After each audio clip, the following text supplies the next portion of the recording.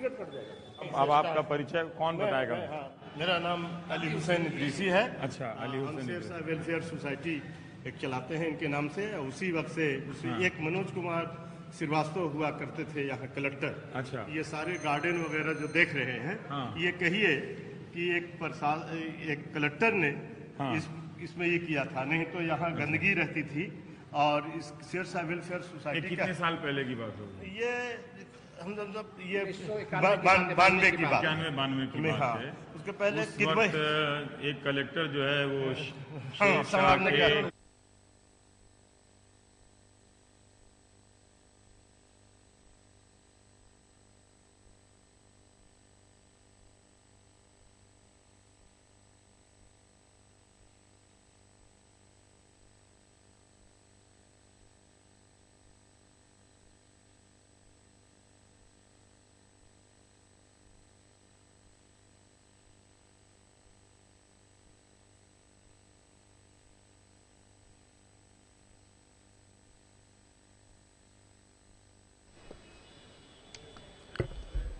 Hello, hello, hello, hello.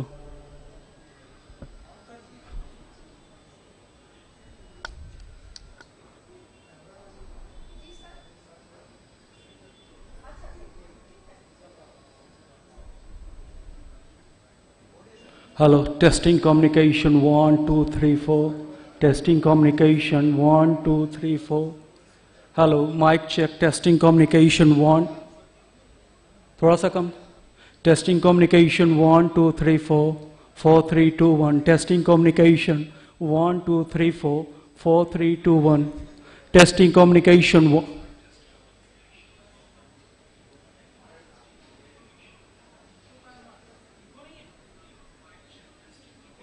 Yes.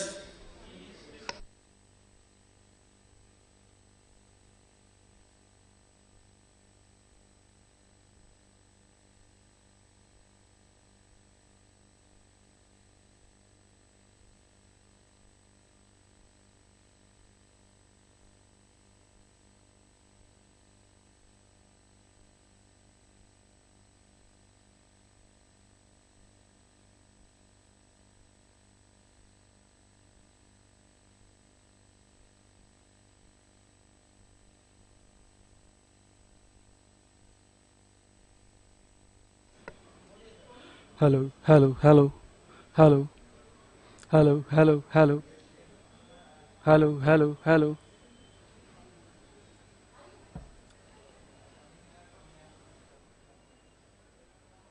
Hello, hello, hello. Output भी दीजिए उसका. Hello hello hello hello hello.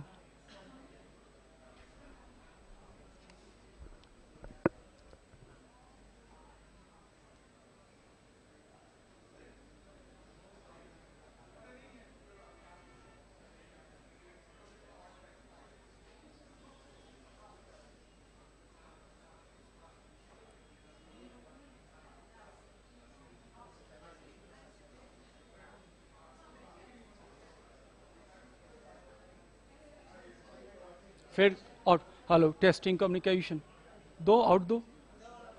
Hello hello hello hello hello hello hello.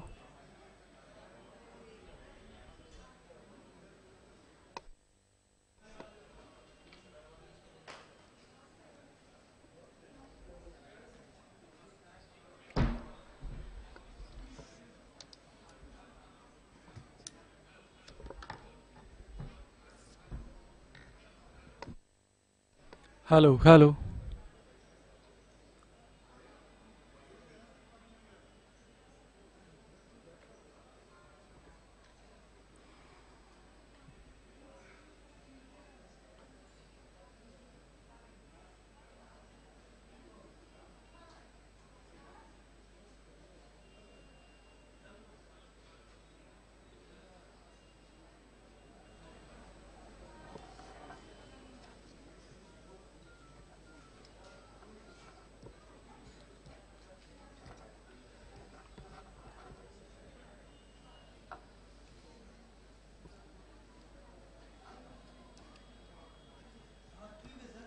हो गया?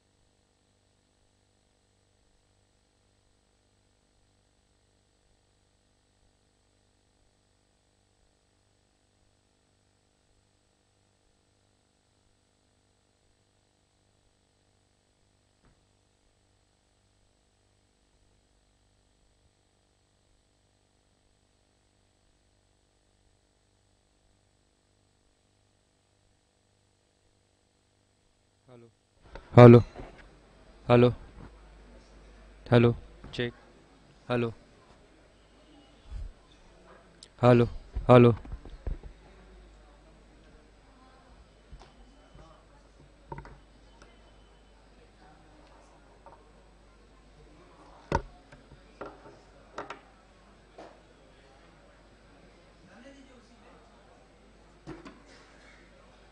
hello.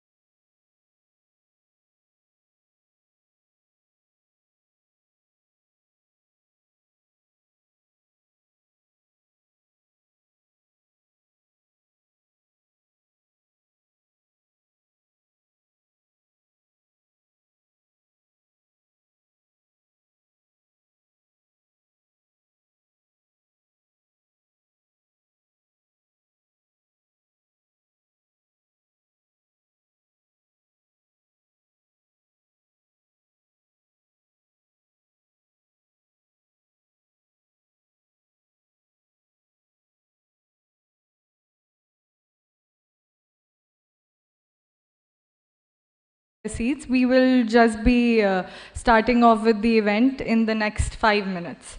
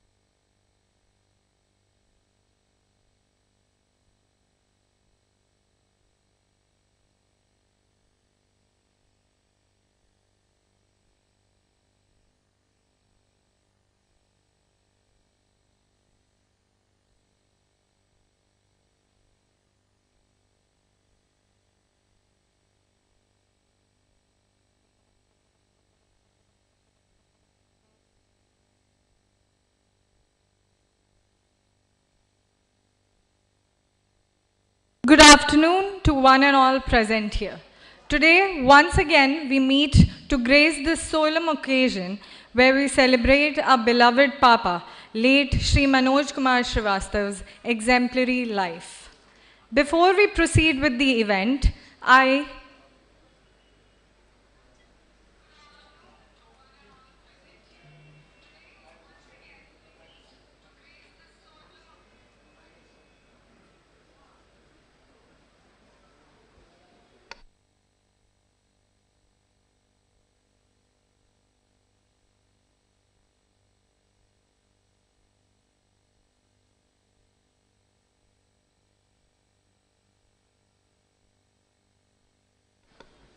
Before we proceed with the event, I, Roshni, daughter of late Sri Manoj Srivastava, on behalf of the entire Srivastava family, would like to extend a very warm welcome to the main speakers of this memorial, Professor Ashutosh Varshney sir and Professor Anand Kumar sir, and would like to present a bouquet as a token of honor and appreciation on behalf of our entire family.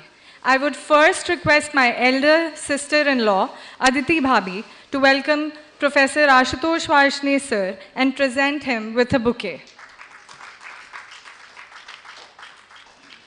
I would now like to request my younger sister-in-law, Prerna Bhabi, to welcome and present a bouquet to Professor Anand Kumar sir.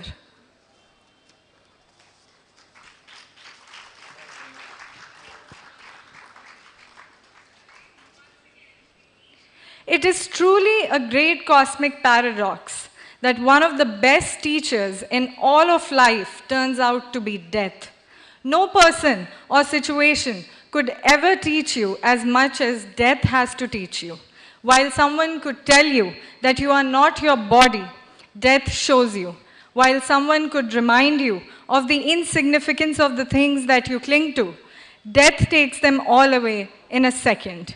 While people can teach you that men and women of all races are equal and that there is no difference between the rich and the poor, death instantly makes us all the same.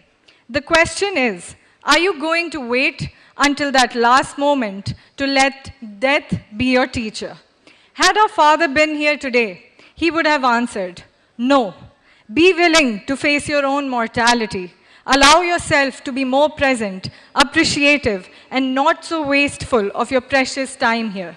Ask yourself constantly, how do I want to spend my time here? And what do I need to unlearn and learn in order to make it a happy, fulfilling, cherished life?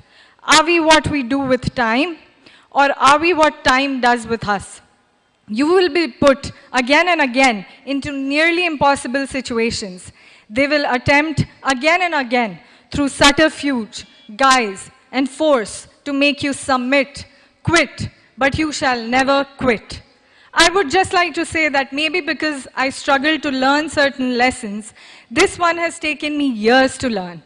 You can't make too much space for a father like mine in your life, because he'll elbow his way in and stretch the corners wide. And when he leaves, all you have is the oversized empty, the gap in your heart where a parent should be.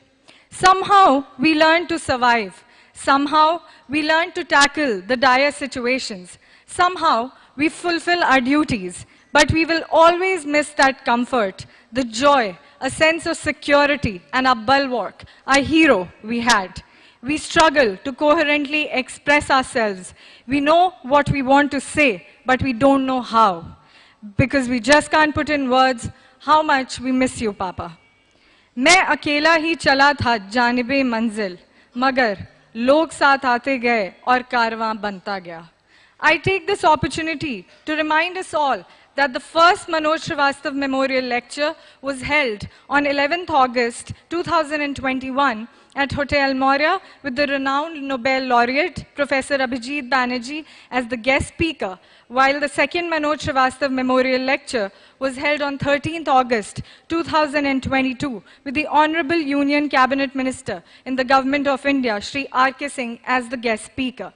We assembled today for the third edition of the Manoj Srivastava Annual Memorial Lecture, which could not have been possible without the warmth, love, affection and support that each one of you present here today, and those who could not unfortunately make it, have poured and bestowed upon Papa and our entire family, making this event a befitting tribute to the iconic persona that our late father was. If you can talk with crowds and keep your virtue, or walk with kings, nor lose the common touch, if neither foes nor loving friends can hurt you, if all men count with you, but none too much, if you can fill the unforgiving minute with 60 seconds worth of distance run, yours is the earth and everything that's in it, and which is more, you'll be a man, my son. I would now like to invite my eldest brother, Sagar Bhaiya, to deliver the welcome address and take us through the theme of this memorial lecture, for which we have gathered with utmost fondness, love, and pride for our late father.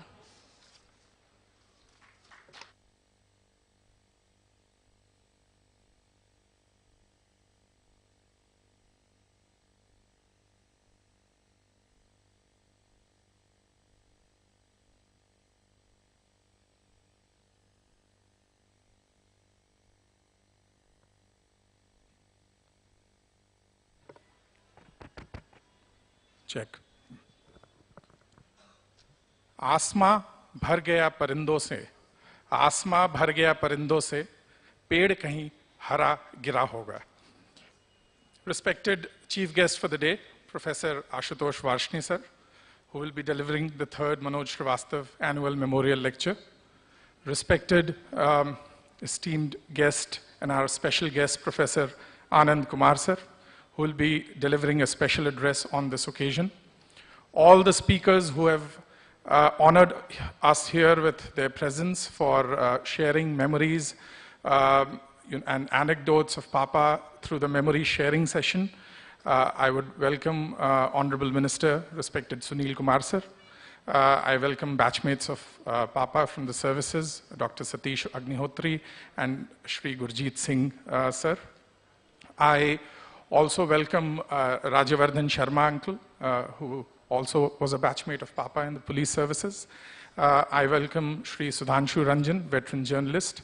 I also welcome Shri Bijay Chaudhary, and I also welcome Shri Arvind Chaudhary sir, Principal Secretary, Department of Finance. Before I speak to you briefly about the concept of this memorial lecture, चंद शब्द मैं कहूँगा, उसके पहले मैं एक 2015 का बहुत छोटा सा एक क्लिप आपको दिखाना चाहता हूँ, प्लीज. अब आपका परिचय कौन बताएगा? मेरा नाम अली हुसैन इदरीसी है. अच्छा, अली हुसैन. शेरशाह वेलफेयर सोसाइटी एक चलाते हैं इनके नाम से. उसी वक्त से एक मनोज कुमार श्रीवास्तव हुआ करते थे यहाँ कलेक्टर. अच्छा. ये सारे गार्डन वगैरह जो देख रहे हैं, ये कहिए कि एक कलेक्टर ने इसमें ये किया था, नहीं तो यहाँ गंदगी रहती थी. और इस शेरशाह वेलफेयर सोसाइटी कितने साल पहले की बात होगी? ये हम ये 92 की बात, 92 की बात है. उसके पहले एक कलेक्टर जो है वो शेरशाह के मकबरे को संवार रहा था. जी. जब ये कहा जा रहा था कि बिहार में पतन जो अपने चरम पर. जी. जैसा कि आपने देखा, ये 2015 की बात है और पापा की पोस्टिंग रोहतास में एज कलेक्टर 1992 में थी. और 23 साल बाद भी स्पॉन्टेनियसली वहाँ के लोग किस तरह उन्हें याद करते आए हैं. कहीं मैंने पढ़ा था कि जब किसी ने एक बार दारा शिकोह के एपिटाफ को विजिट किया, उनकी सेमेट्री को, तो उनके एपिटाफ पे कुछ भी लिखा नहीं था. और किसी ने बगल में खड़े होकर के ये कहा कि तारीख ने जिसको पनाह दे दिया, आलमगीर उसका क्या ही बिगाड़ सकता है. So Manoj Srivastava was someone whom history has given that page. If there is this perception in civil services that the mark of success in civil service is defined by the glamour and the power of the posts that you hold, if that is a common tendency these days, but अगर वो benchmark है success का civil services में, तो मेरे father एक highly unsuccessful civil servant थे. पर मेरा ऐसा मानना है कि सिविल सर्विसेज में कोई अगर टचस्टोन है सक्सेस का, तो अगर आप 20 साल बाद, 30 साल बाद लोग आपको अभी भी अपने काम के लिए छोटे गांव में, छोटे जिलों में, छोटे कस्बों में आज भी आपकी कर्मठता के लिए याद करते हैं, तो वो मेरे हिसाब से एक सिविल सर्वेंट के लिए सक्सेस का बेंचमार्क है। और अगर ये बेंचमार्क है सही में, तो Shri Manoj Srivastava was unarguably the most successful civil servant at least Bihar cadre has produced. Somebody like him, आप देखते होंगे, मैं आपको बस 3 उदाहरण दूंगा of how he always left such a deep impact on the minds of people he interacted with even once. और मैं आपको बताऊं कि जब वो 1987 में रांची में डिप्टी डेवलपमेंट कमिश्नर थे, तो वहां प्रधानमंत्री डॉक्टर मनमोहन सिंह उस समय एडवाइजर प्लानिंग कमीशन हुआ करते थे। He visited Ranchi to study something called a cluster approach, जो एक बड़ा इनोवेटिव स्कीम था, जिसके through my father had implemented the IRDP scheme. And so impressed was Dr. Manmohan Singh that he went on record at that time to call him an exceptionally brilliant officer. और वो जो impact था उनके mind पे, वो कभी भी उसके बाद टच में नहीं रहे पापा उनसे। 10 साल बाद कॉर्नेल यूनिवर्सिटी जाने के समय 1996 में सीधा उन्हें बस फोन करते हैं मेरे फादर की एक लेटर ऑफ रिकमेंडेशन, और वो उन्हें याद रखते हैं और एक ग्लोइंग लेटर ऑफ रिकमेंडेशन 1996 में देते हैं। और 10 साल बाद जब वो प्रधानमंत्री बनते हैं, तो मेरे फादर उस समय रिसर्च कर रहे थे, जैसा आप सब लोग जानते हैं, LSE और कैम्ब्रिज के प्रोजेक्ट्स। तो उन्होंने कहा कि I just visited the prime minister's residence just to see कि कैसा माहौल है, क्या गर्मजोशी से उनकी स्वागत हो रही है। और वो दूर में खड़े थे मेरे फादर, और मनमोहन सिंह उधर से आ रहे थे, और 15-20 साल बाद मिलने के बाद भी दूर से वो रिकॉग्नाइज करते हैं और बोलते हैं, अरे मिस्टर श्रीवास्तव कैसे हैं आप और कहाँ हैं, and almost hinted to him कि आप आएं और प्राइम मिनिस्टर्स ऑफिस ज्वाइन करें। मेरे फादर अनफॉर्चुनेटली या fortunately was so committed to the soil of Bihar कि he never went on central deputation, and that is probably one of the things he regretted later in life. That was Dr. Manmohan Singh. But जैसा रोशनी ने कहा, king and pauper alike, आरा में जहां वो district collector थे, कोई जा रहा था रिसर्च में और वो बताया कि वो नाव चलाने वाला आदमी, एक बोटमैन, वो बोट से पार कर रहा था नदी को, और वो बोटमैन 25 साल पहले वो कलेक्टर है, उनकी बात कर रहा था। और जब वो रिसर्च में आरा के गांव में गए, तो अपना आइडेंटिटी डिस्क्लोज नहीं करते थे, और सारा रिसर्च खत्म होने के बाद उनके किसी टीममेट ने बस इतना बोल दिया कि ये मनोज श्रीवास्तव साहब हैं जो पहले यहाँ कलेक्टर हुआ करते थे। और वो सेकंड जनरेशन का आदमी, एक मुसहर परिवार का आदमी था, वो लिटरली उनके पांव पे गिर गया और उसने कहा कि आपने मेरे परिवार को न्याय दिया था।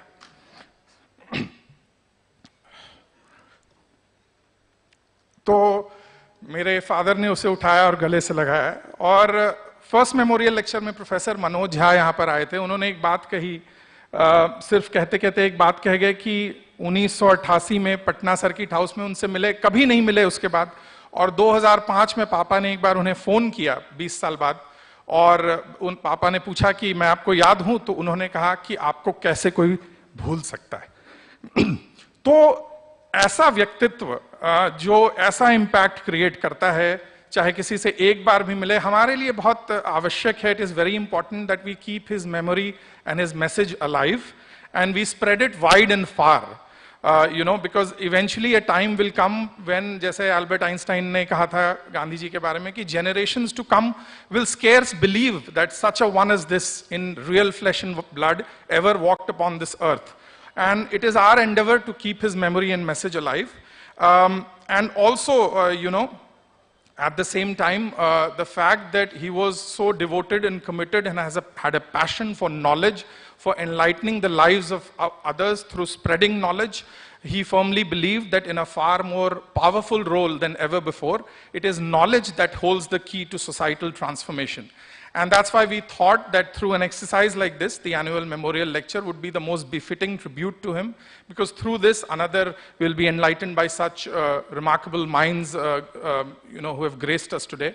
So that is the biggest justice that we can do to his memory, spreading knowledge and enlightening people everywhere.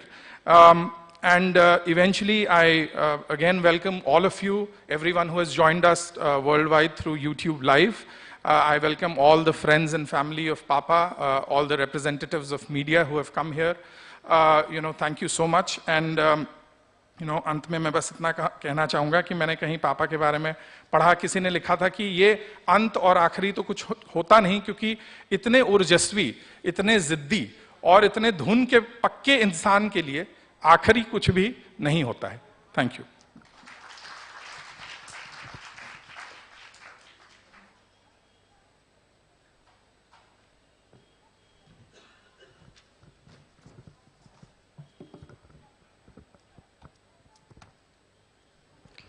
We extend a very warm welcome to respected Professor Ashutosh Varshney sir, who has traveled all the way from the US, especially due to his long-standing association and friendship with Papa, which goes back to their JNU days. We feel deeply honored to have him here to deliver the memorial lecture. Professor Varshney sir is one of the foremost political scientists in the world and in academics today. He is currently the sole Goldman Professor of International Studies and the Social Sciences and Professor of Political Science at the Brown University, USA, where he is also the Director of Saxena Center for Contemporary South Asia. Professor Varshney has previously taught at the Harvard University and the University of Michigan. Born in Uttar Pradesh, where he received his bachelor's and master's degree from the University of Allahabad, after which he spent a year at JNU before moving on to the MIT, USA, from where he earned his PhD. He has authored several books, including the acclaimed bestseller, Battles Half Won, India's Improbable Democracy. He has also served on the Millennium Task Force on Poverty, constituted by the Secretary General of the UN, Mr. Kofi Annan. He is also the recipient of numerous prestigious awards, including the Guggenheim Fellowship and the Carnegie Scholarship. I would now like to invite Sir to kindly take the stage, where he will be sharing his memories of the time spent with Papa over the decades, as well as he will be speaking on the topic, India's democratic backsliding.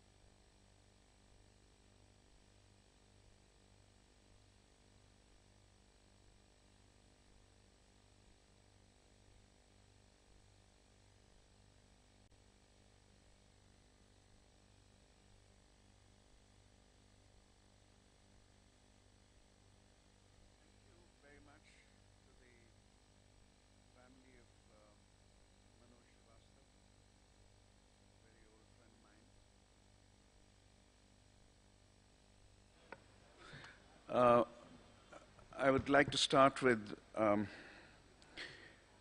sincere thanks to the family of Manoj Srivastava, my old friend, for inviting me to Patna to give this lecture. I will need to see it right there, so that's why. Yes, so maybe I'll come closer. Can you, is there a way to?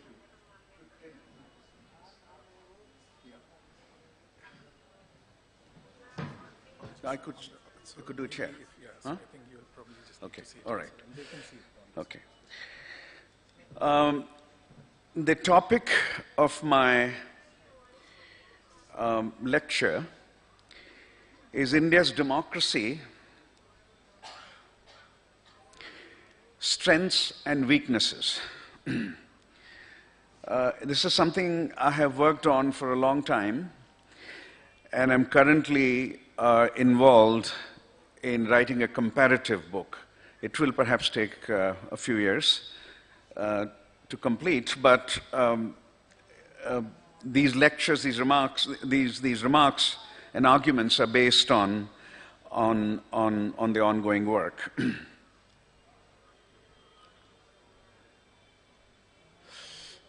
I do need to see this too. Otherwise I can't, from there I don't know which one is moving. This is okay. Let me start with my memories of Manoj. I have very fond memories of our friendship and association. Ideas and arguments were always a hugely important part of his life. In his work as a development administrator, he always used the best ideas in the intellectual field of development.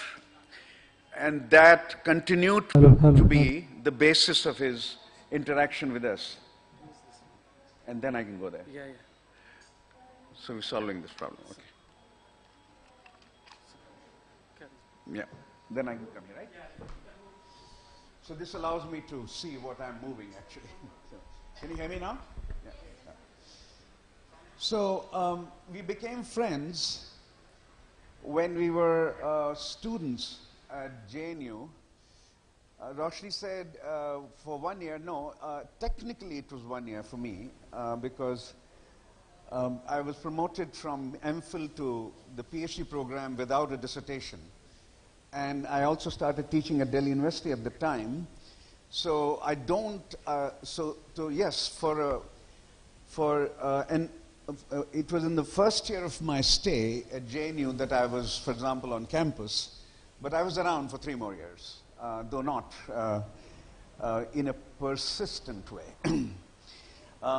We became friends there in the late 1970s. He then moved to the IPS first for I think a year, and then to the IAS. And I moved to Massachusetts Institute of Technology, MIT, to do my PhD. Now the friendship was revived again when he came to Cornell University to do a second master's with a focus on international development, working closely with Kaushik Basu there. And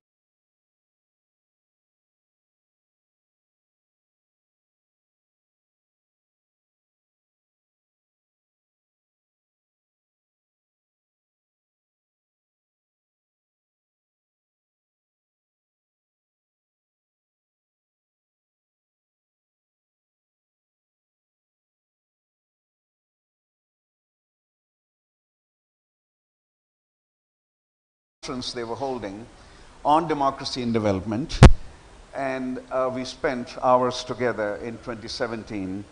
That was the last time I saw him before his very untimely departure in 2020. 2 things mattered most to him as far as my interaction with him goes. 2 things mattered most: democracy and development. And I'm speaking on one of those today, democracy, which was very close to his heart, as development also was. I think these 2 define perhaps his intellectual approach to administration. He always believed that, as you heard, knowledge and ideas and arguments from universities, from the development community, should be used in his administrative work. So there's always this interaction between ideas and practice in his professional life. Okay. Thank you to the Manoj family once again for inviting me. Thank you. So here is my argument about India's strengths and weaknesses. India's democracy is recognized by democratic theorists the world over for being historically exceptional, a term that I'll elaborate on using the mainstream body of ideas about that. And a special importance has been assigned to India's democratic longevity at a low level of income. And this relationship, I'll spend some time on, income and democracy. But this claim about the historical exceptionalism of Indian democracy applies mostly to India as an electoral democracy. That this difference that I'll draw between electoral democracy and liberal democracy, I'm associated with that argument now for the last few years, and you will see its larger form here. So this claim about historical exceptionalism of Indian democracy, especially on income grounds, applies to what might be called electoral democracy. India is an electoral democracy. India has functioned less well, right since independence, as a liberal democracy. And these gaps between the liberal aspects of democracy and the electoral aspects of democracy, to be explained in a moment, can be conceptualized as liberal deficits. India's recent record as a democracy demonstrates, as I've been writing for several years now, that the democratic evolution of the country has reached a stage where the electoral and liberal aspects of democracy are in a fundamental conflict. India's electoral democracy continues to be fairly vibrant. There is a very interesting paper that has appeared at Ashoka University which is questioning that, but only partly. Only partly. If anyone is interested, I'll be happy to go into it. It's only in the last 2 weeks that that paper has been noticed, which is beginning to question the electoral integrity of Indian democracy also, but very partly, and this is not a wholesale attack on that. So even after that, the argument remains that it's a vigorous electoral democracy, but the liberalism of the polity is seriously in decline.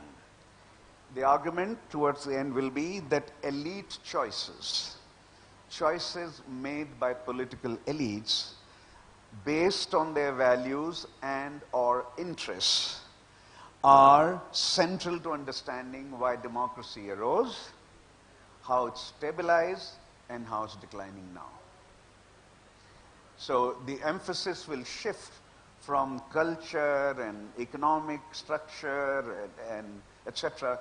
to the behavior of political elites, which in our language is called agency as opposed to structure.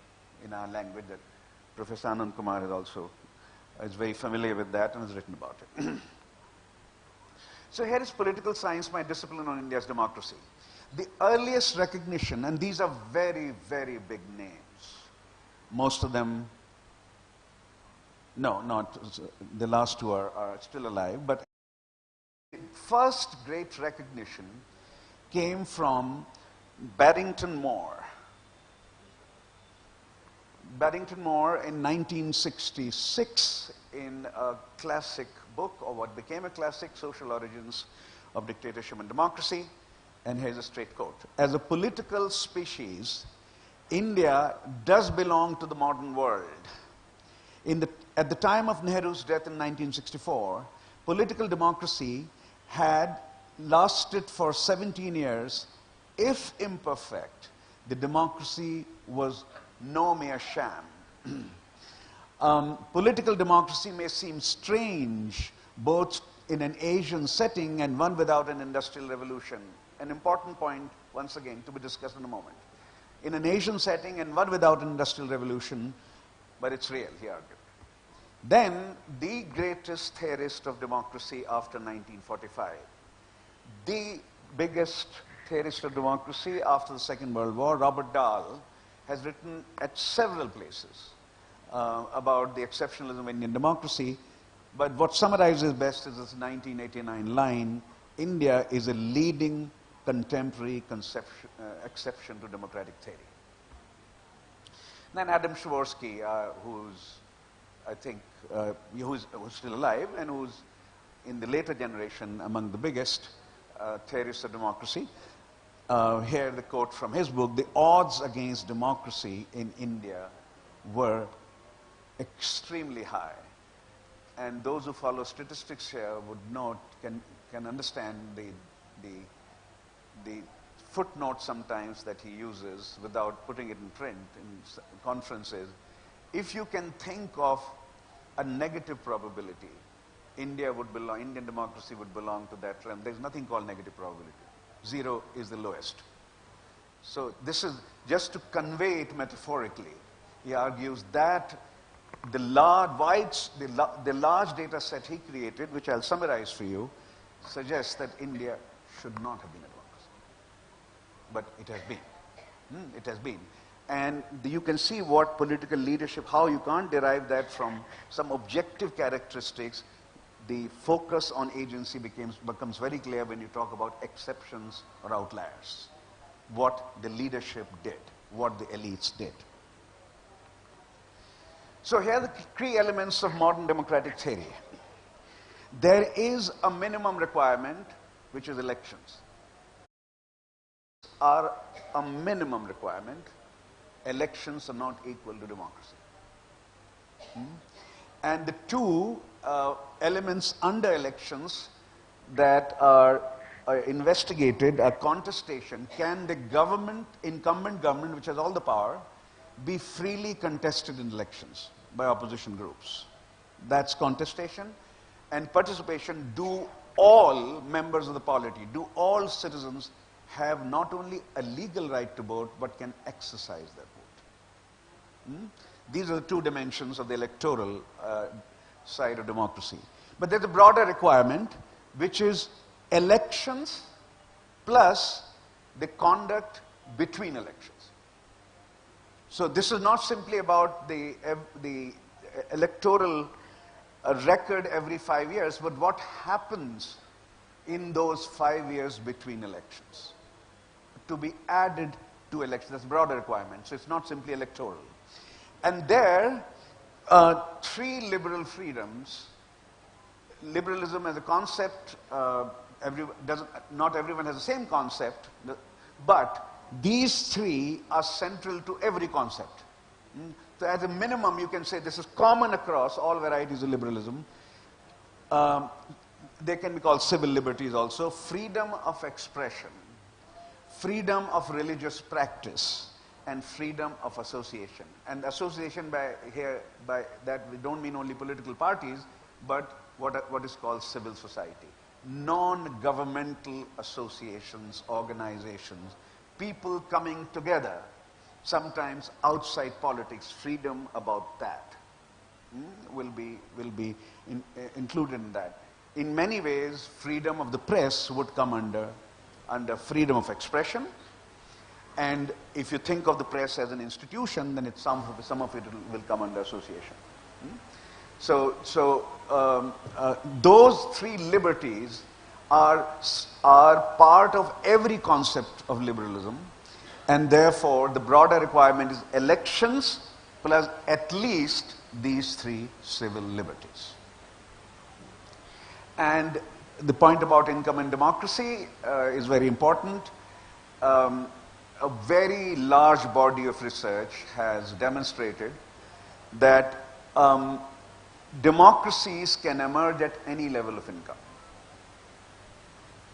Origins are not the issue, but democracies don't persist at low levels of income. The mortality rate of democracies at low levels of income is very high. Another way of saying that is democracies persist, survive, thrive at high levels of income, generally speaking. A bit more about that in a moment. Now, why do I argue that India continues to be electorally vibrant? Right since 1952, the first election, India, with a very brief exception, 1975-77, has been a vibrant electoral democracy.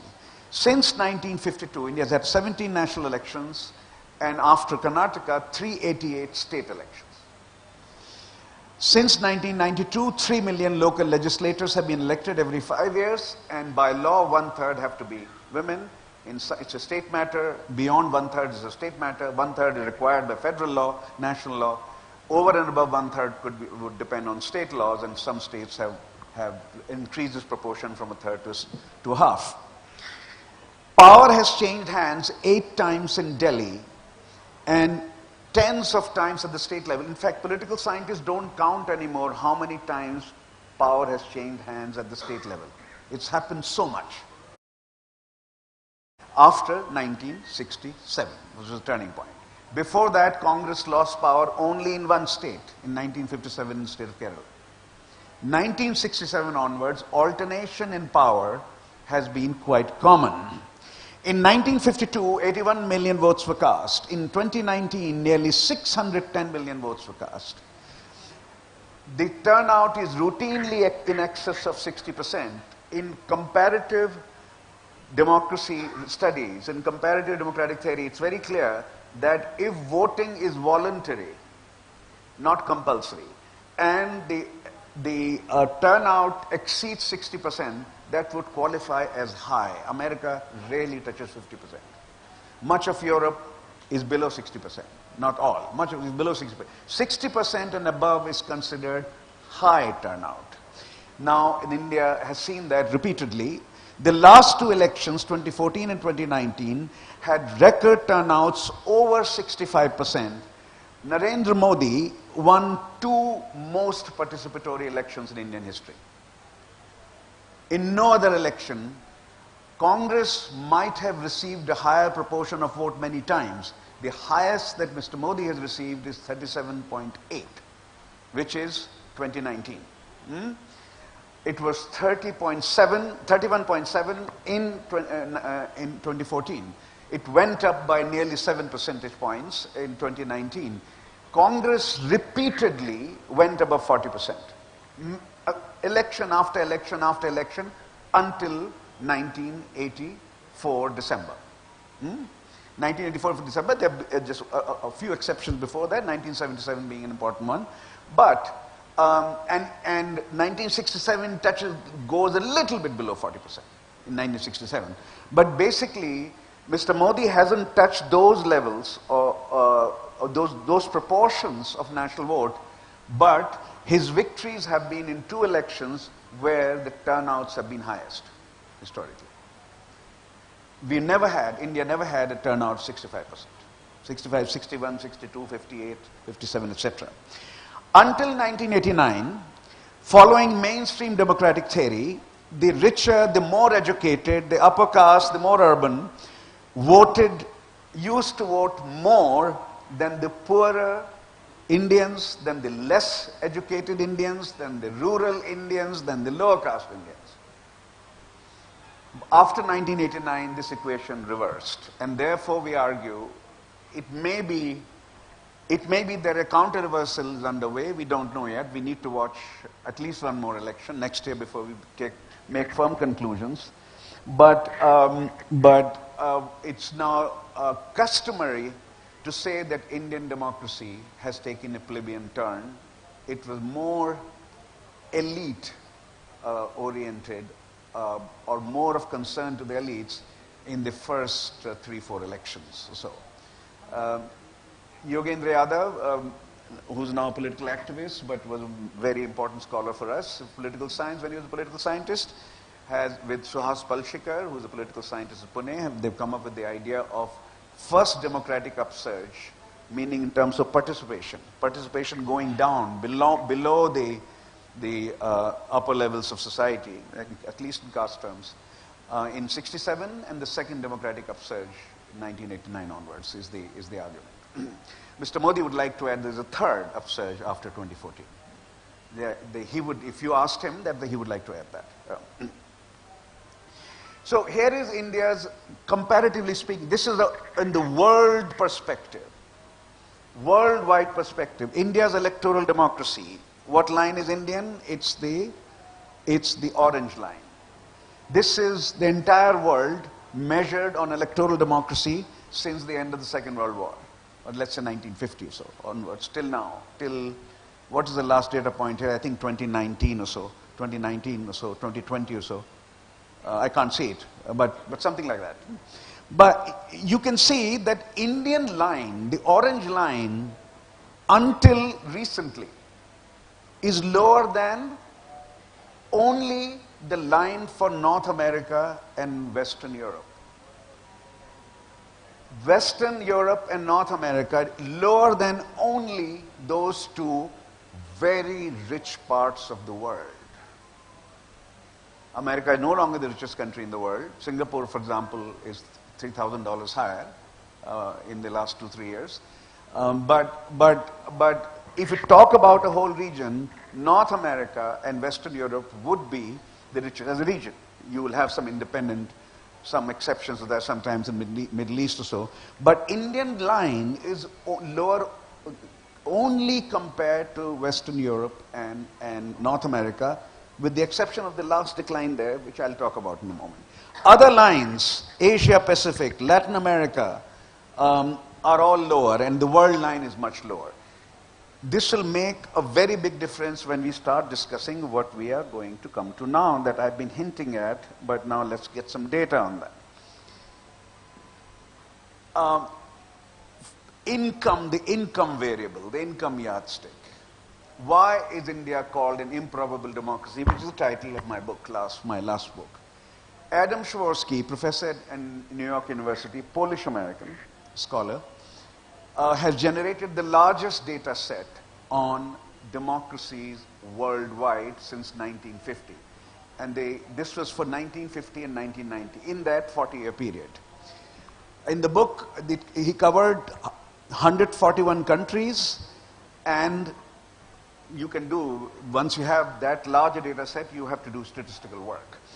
That income is the best predictor of democracy was the claim that was well known, but now we have more statistical meat around that claim.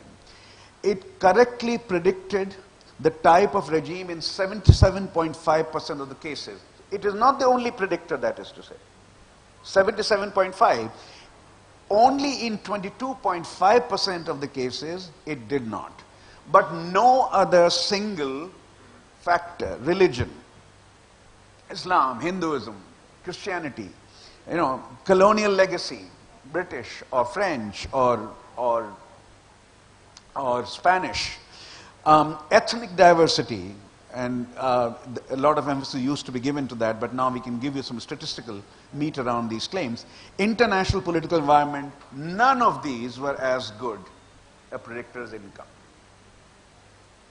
India is in the latter 22.5% set. Indeed, if we consider only decolonized countries, democracies that emerged from decolonization, then since the Second World War, democracy survived only in the following countries as a long-term polity.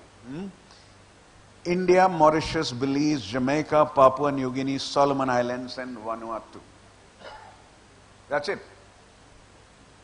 If you're talking about, decolonized countries, please note that Greece, Spain, and Portugal were categorized by the World Bank as developing countries until 1990.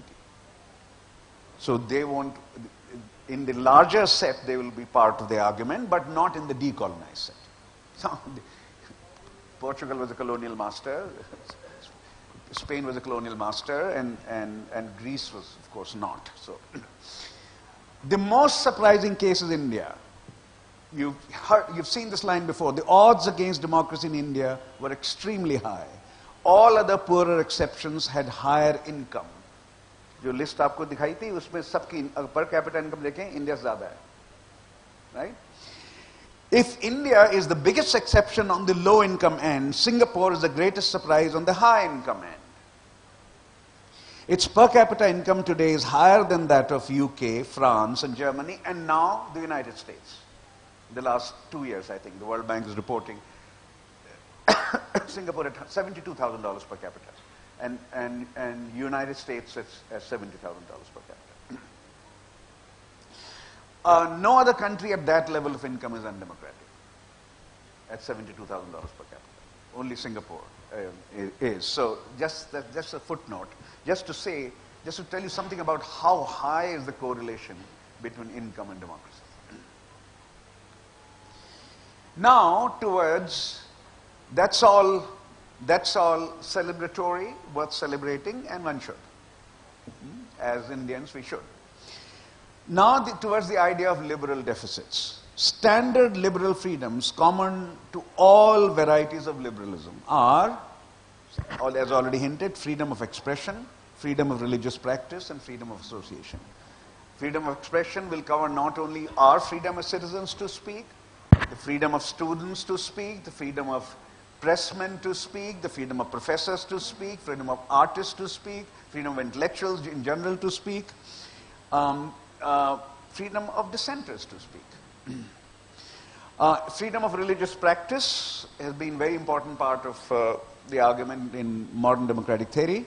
And freedom of association, as I said, this is mainly civil society, non-governmental forms of association beyond the political party. These freedoms are typically in democratic constitutions, and these are one way to think about why democratic government will be a limited government, an idea that goes all the way back to the first liberal political theorist, John Stuart Mill, that democratic government has to be limited government. It has to be limited by certain rights which are constitutionally and legally enshrined, which are inviolable. These freedoms are especially important for democracy between elections. Right? These are very important. Not that freedom of expression is not important during election, but you can get a situation where freedom of expression during elections is allowed and is attacked between elections. You can certainly get a situation like that. These freedoms important for democracy between elections. Why? Here is the main argument.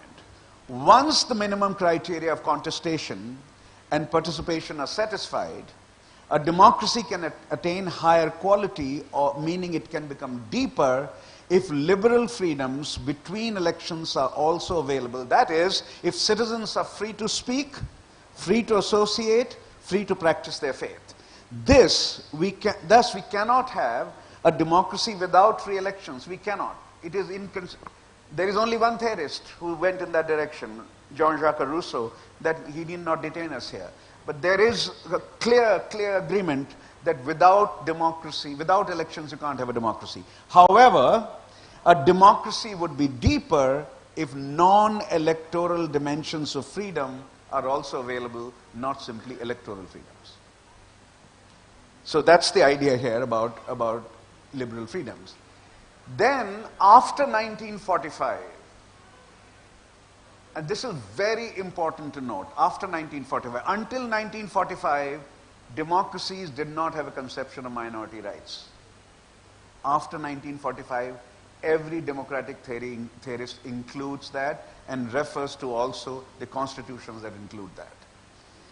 All post-1945 democracies are not only based on the idea of power stemming from electoral majorities, this is how we elect a government in democracies, but also on minority protections.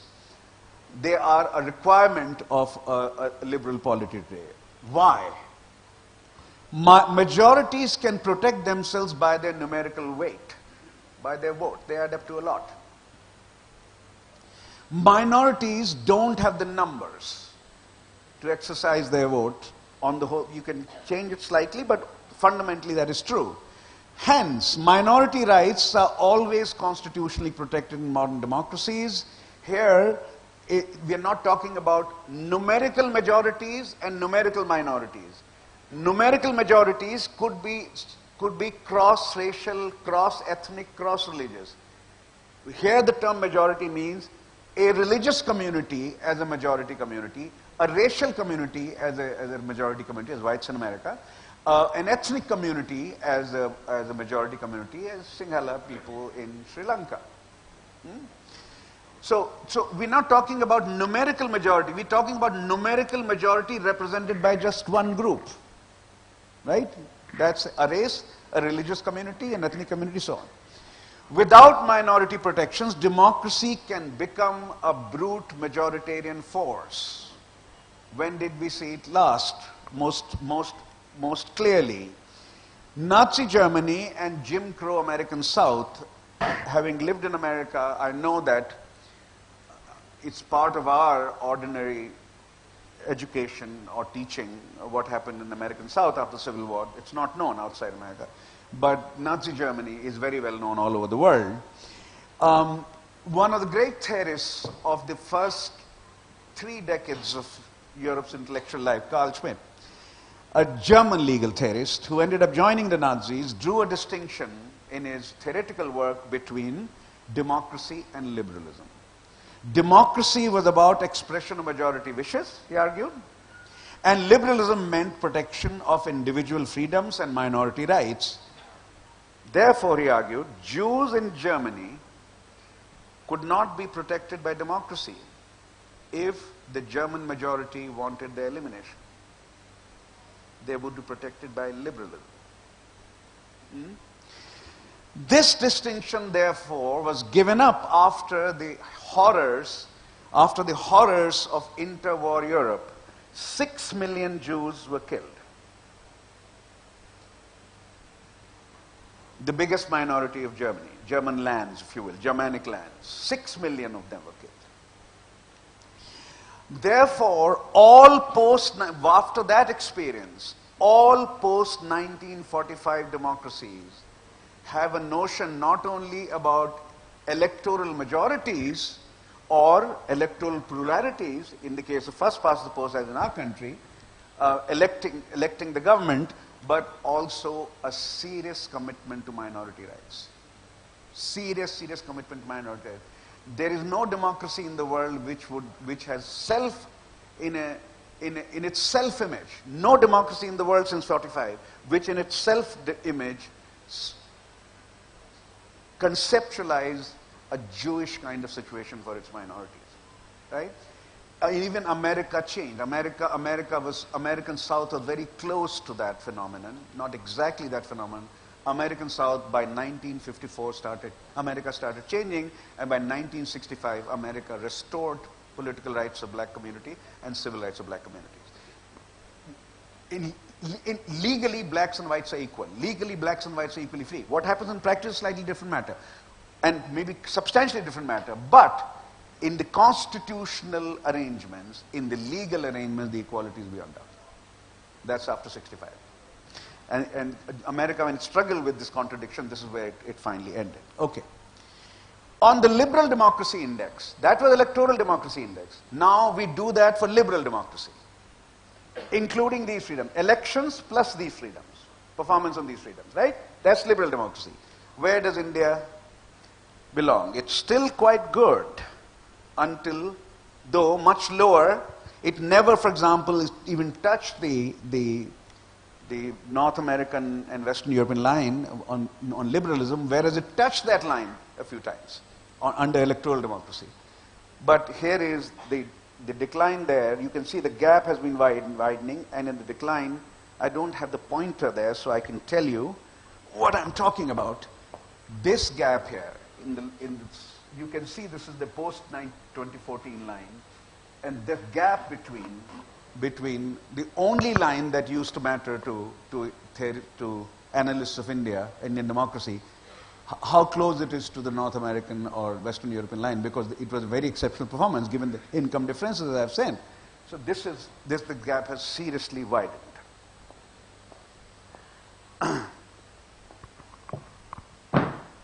So, liberal freedoms in India. India freest at the time of election, short of inciting violence, virtually any argument can be made in election campaigns. But once an elected government takes over, restrictions on liberal liberties are often placed. I'm presenting this to you in a historical perspective. Intellectuals, writers, artists, journalists, professors, students, non-governmental organizations can face harassment typically on 2 grounds. That they're hurting the sentiment of some group or national interest. Typically on those 2 grounds. This is rooted in part on how the Constitution of India has conceptualized civil liberties. In India, civil liberties, freedom of speech, assembly, association, even movement you can add to it, and religious practice, have been conceptualized as fundamental rights. That means they're justiciable. However, Article 19 of the Constitution places constraints on these freedoms.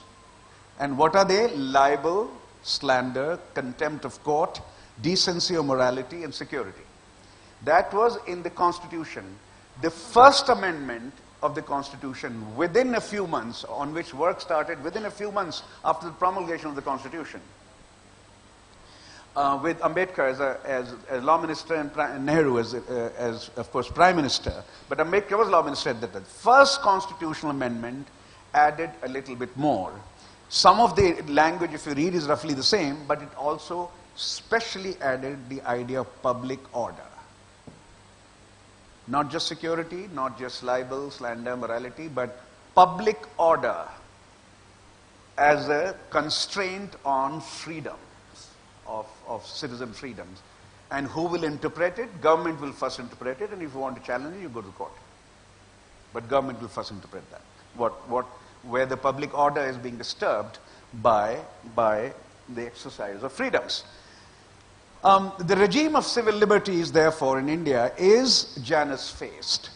Both the commitment to civil liberties and the limits on liberties are written into the Constitution. Some governments have interpreted the restrictions more liberally than others. Others have simply used them harshly. The extent of allowed freedoms has depended heavily on the nature of the ruling party and governments. Courts have intervened, but not always on behalf of citizens. The idea, many examples can be given. The idea that Sheikh Abdullah could be in jail from 1953 to 1963 without being brought to trial. He was somewhere in 10 Tughlaq Road or 11 Tughlaq Road. That was his jail. But never brought to trial. That is a fundamental, whatever arguments you have against him, is a fundamental violation of the liberal principles. That someone is in jail for 10 years without being brought to trial. Just an example. It's a well-known example. It's also discussed a lot in S. Gopal's biography of Nehru. It's a very difficult chapter of the book, difficult part of the book. But just to give you an example of that. Now, these problems are common to all governments. Examples, Rushdie's satanic verses were banned. I'm just giving you the biggest examples, or the most visible or most widely noted examples. Salman Rushdie's satanic verses were banned under Congress rule because of Muslim right. Also under Congress party, M.F. Hussain had to migrate because of Hindu right. Because of his paintings of Hindu goddesses, right? And in his case, his description of the satanic verses, the so-called satanic verses. But these problems become especially serious when Hindu nationalists come to power, as is true in India since 2014. Why? Minorities automatically get added to the list of targets, not simply writers or artists, not simply the Rushdies of the world or the M.F. Hussains of the world, or you can think of some lesser-known intellectuals. A Hindu-centric view of the nation leads to that. India, for Hindu nationalists, is a primarily Hindu nation, which is a fundamentally unconstitutional idea. It's not there. It's not there. Religious equality is an inalienable, inseparable, integral part of India's constitution. So when you hear in the last 4 or 5 days an argument made by Vivek Debaroy, who's chair of India's Prime Minister Economic Advisory Council, that the constitution ought to be changed, that is the idea there. That there is a fundamental contradiction between the ruling ideology today and the constitutional principles. So what Vivek is proposing there is that he's assuming that this ideology will continue to rule, therefore constitution must change, among other things. There are some other arguments also there, but that's a fundamental argument. Now, what are some of the beleaguered liberal freedoms? Refurbished Preventive Detention Act after 2019, law passed in Parliament in July 2019, UAPA Amendment Act, gave the government power to designate individuals as terrorists and keep them in that state for months before judicial appeal is permitted. This is essentially what used to be called, when we were younger, preventive detention without legal approval. Now, and when judicial appeal is made or allowed, it's more or less meaningless, because once the government bases arguments on national security, there's not all that much the court can do. That's the law. There's not all that much the court can do. Court will interpret the law. However, whatever emotionally they believe, whatever their emotional beliefs, it will interpret the law. Once national security is invoked for an arrest, this is basically beyond courts. If preventive detention, that is the argument about preventive detention, if it's based on national security, internal or external. The national security argument is not only with respect to Pakistan and China, but internal as well. If that is the argument made, it is basically beyond courts to administer a judgment there, except to agree with the Solicitor General. Now remember the argument about minority protection, safeguards, how it emerged after 1945? It was not then democratic theory before that. It's the experiences of 1930s interwar Europe, and later on, as people came to know, the experiences of American South, the condition, what happened to blacks in the American South after the Civil War. It is those experiences that brought the idea of minority safeguards into democratic thinking. Riots used to be the principal form of communal violence. I have a book on that. My career essentially was launched by that book. I was lucky enough to get a lot of prizes for that book. My career was launched as a political scientist by my book on Hindu-Muslim relations, which studied 6 cities of India and also put together a very large data set, which is now widely used. It became the foundational data set for Hindu-Muslim violence. Riots have declined since the mid-1990s. It's correct. It's absolutely correct to say that. What happened in No, what happened in Mewat in general, it still doesn't compare with what used to happen in India, as far as the riots are concerned. I'll show you a little picture on that, little graph on that based from my book. Since 2014, however, a relatively new form of communal violence has emerged, lynching, which is different from riots and pogroms. Here is the difference conceptually. 3 forms of ethnico-communal violence especially are important. Riots, pogroms, and lynching. What are riots? These are concepts we should not merge them together. Riots are clashes between civilian mobs. Many are targeted on both sides. State neutrality, effectively embodied in the police force on the ground, may be in doubt, as I've investigated in my book, and as is widely known, was perhaps in doubt in Bhagalpur. Right, was perhaps in doubt in Meerut, was perhaps in doubt in Delhi. But it may be in doubt, but it is not abandoned as a principle. There is a difference between having doubt about state neutrality and the state dropping its principle of neutrality altogether.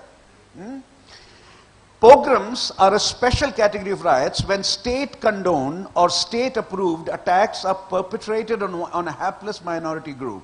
State neutrality is dropped in principle, in practice, if not legally, in actual practice. The anti-Sikh killings after Mrs. Gandhi's assassination, that is Delhi 1984, Gujarat 2002, are very widely studied along these principles, very widely studied. One under Mrs. Gandhi, one when Mr. Modi was Chief Minister of Gujarat. Lynchings, how are they different from riots and pogroms? Lynchings are mob attacks, but on 1 or 2 or just a few individuals. It's not mobs going at each other. It's a mob attacking a Pehlu Khan, a mob attacking an Akhlaq, or 2 of them. In Akhlaq's case, it was also his son who nearly died. He's alive, luckily. So it's a mob attacking 1, 2, 3 people. Very widely practiced in the American South. between 1880 and 1930. Very widely practiced. Now, these attacks, if you look at Indian history, we have lynchings when? We had lynchings when a Dalit man wanted to marry or tried to marry an upper caste woman. Yes, lynchings did take place. Or when there's some kind of traffic accident, some 4 or 5 people, 6 people have been killed, and the drivers are rushing out. And you catch him and mob attacks him. That's well known. The third, almost anywhere where lynchings are in practice is against black magic. Indonesia, South Africa, parts of Latin America, India, black magic, that always leads to the magician is often caught and lynched. So that's lynching. That's different from riots. There's a very huge collective dimension on both sides here. There's a huge collective dimension on both sides here with state playing a certain role. And lynchings is, one side is just 1 or 2 people, right? And the other is a mob. So therefore it's conceptually very different. It's analyzed very differently. What do we know? Here is the riots for you. This is from my book. Basically, you can see that after 92, 93, riots have been declining. Right? This is 2002 Gujarat for you. This is Muzaffarnagar for you. But basically, after the peak of 92, 93, riots have been declining, and there is no trend before that. So statistically oriented, I would know that from here to mid-70s, there is no trend, basically. There is this big, huge exception called Ahmedabad in 1969, but there is no trend. It's what is called a random walk. You will get a straight line here. But mid-70s onward, there is a rising trend. Until 92, 93, and then a declining trend. No trend till mid-70s, mid-70s to early 90s, roughly mid-90s, rising trend, and then a decline since then. That's up, no trend, up and down. Lynchings. This is the data we have. This is the complete set we have. Starting from, we don't have a data set from 1950 as in my book on riots, but this is what we have. 2010 onwards, there is a clear upward slide, what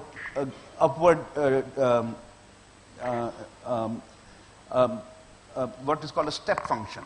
So an upward move, a very pronounced upward move to a step function after 2014. Okay, and who are the victims? This line is Muslim victims. This line is Hindu victims. This line is Christian victims. It's not that Hindus have not been lynched. It's not that Christians have not been lynched. But the proportion of Muslims lynched compared to Christians, Hindus is very large. Look at this gap here.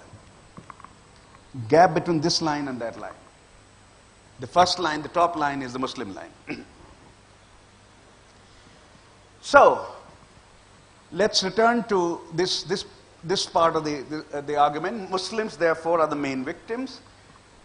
People have begun to add, I think not in a very systematic way, but I think it will happen, bulldozing to lynchings as a new form of violence. That will be added very soon, I think, by scholars. It's still they are observing what's happening. And such activity does not receive clear, timely, and forthright denunciation from BJP governments, both at the state and in the states and the center. Only perfunctory criticism of lynchings, if at all. So, I have now tried to argue, or tried to give you reason for why that line is declining so much, the liberal democracy line. That on freedom of expression, I can give you also some data on freedom of civil society, which I have written about, and I have in my, the slide is not ready here. On freedom of expression, on freedom of association, on minority rights, there is a very serious decline. Not on elections. Not on elections. A very, very serious decline. How long this will last, this kind of duality, we don't know. But the duality ought to be noted, and explanation should be very, very clear why that line has declined so much in that chart, in that graph that you saw. Why has it declined so much? The orange line there. Why has the gap increased so much? For three reasons: freedom of expression, freedom of association, and minority rights. Okay.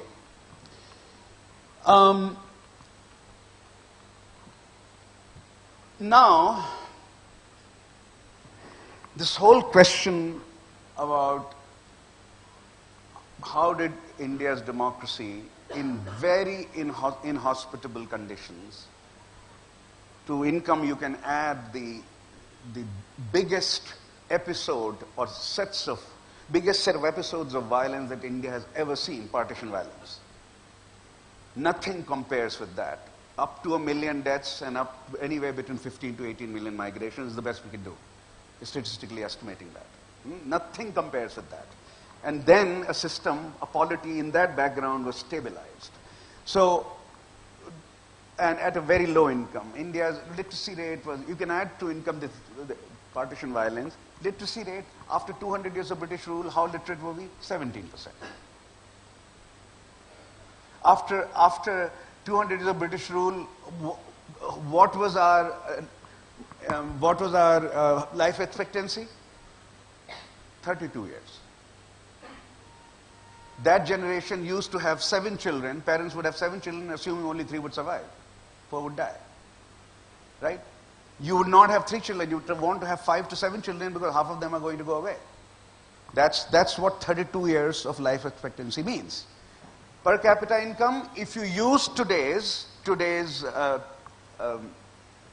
prices, at today's prices, you can stretch it back from now 2,600 or so right now. You can stretch it back using today's prices, and you'll get something like $200 or $180 per capita in 1947. It is under those conditions that democracy was stabilized, and no one has ever seen a democracy with that kind of setting, or under that kind of setting. Most explanations have tended to give primacy to what I have already said, structure. Our term, which essentially means ethnic structure, class structure, level of inequality, some dominant traits of culture, right? That's what would be called structure here. A new scholarly move gives primacy to agency, to actual actions taken by political leadership, political elites, not just reducing everything to economic structure or class structure, etc. I am part of this new group of scholars who are giving so much emphasis now to agency. We believe that too much reliance has been placed on structure and culture and too little on elite behavior and elite choices, which are either based on the values of elites or their interests, or both. The focus on elites can be divided into 3 parts as far as Indian experience is concerned. The founding moment of India and the formative period of Indian democracy. Second, the period since the only nationwide breakdown of democracy, 75 to 77, that is the period after 77, and until 2014, and the period since 2014. In the first period, I have argued in a piece recently, in our profession, everything you write has to be peer-reviewed. So there's a peer-reviewed piece. In the first period, elite values played a big role in the institutionalization of democracy. The values that Ambedkar, Nehru, Patel, Gandhi, all of them had, the values that people in the Constituent Assembly had, of course the topmost leaders would matter more, but the set of values with which they grew up essentially were democratic, is the claim here. And then I document that. There are some disagreements with that. There were at least 10 members of the Constituent Assembly who wanted, for example, franchise to be restricted to only those who were educated. But only 10 out of 299. Only 10. No one making an argument about restricting franchise on the basis of education, which used to be the John Stuart Mill argument in the 1880s. No one was making that argument. And surely you wouldn't expect Ambedkar to make that argument. In 1947, Dalits, India was 17% literate, Dalits were probably 5% literate. That would have meant 95% of Dalits would not have a right to vote, if at all you accepted a principle like that. In the second period, while values explain the behavior of a segment of elites, a large section of political elites developed serious interest in the persistence of democracy. As many political parties came to power at the state level, they had an interest, therefore, in the persistence of democracy. They had a stake in power. It was not simply Congress party after 67. It was political party, opposition political party started coming to power at the state level in very large numbers. They had a stake, therefore, in persistence of democracy. So the bedrock of values that launched the democratic experiment acquired a serious core of interest. While dealing with the recent decline in the liberal aspects of democracy, my recent writings have returned to the explanatory salience of elite values and ideology. Hindu nationalism is the guiding ideology of those in power in Delhi and 15 states, not in all 28. In 13 states of India, we have non-BJP governments. It is not often noted. And also that is another reason to say that electoral democracy is quite vibrant. If electoral democracy were not vibrant, were not real, if you couldn't freely contest the incumbents in power, then you won't have 13 state governments by non-BJP parties. It won't have that. That actually shows how electorally vibrant Indian polity still is. That ideology says that India is a Hindu nation, and if you do some of their language, a truth that the constitution and post-independence politics wrongly and unjustly denied, that it's a Hindu nation.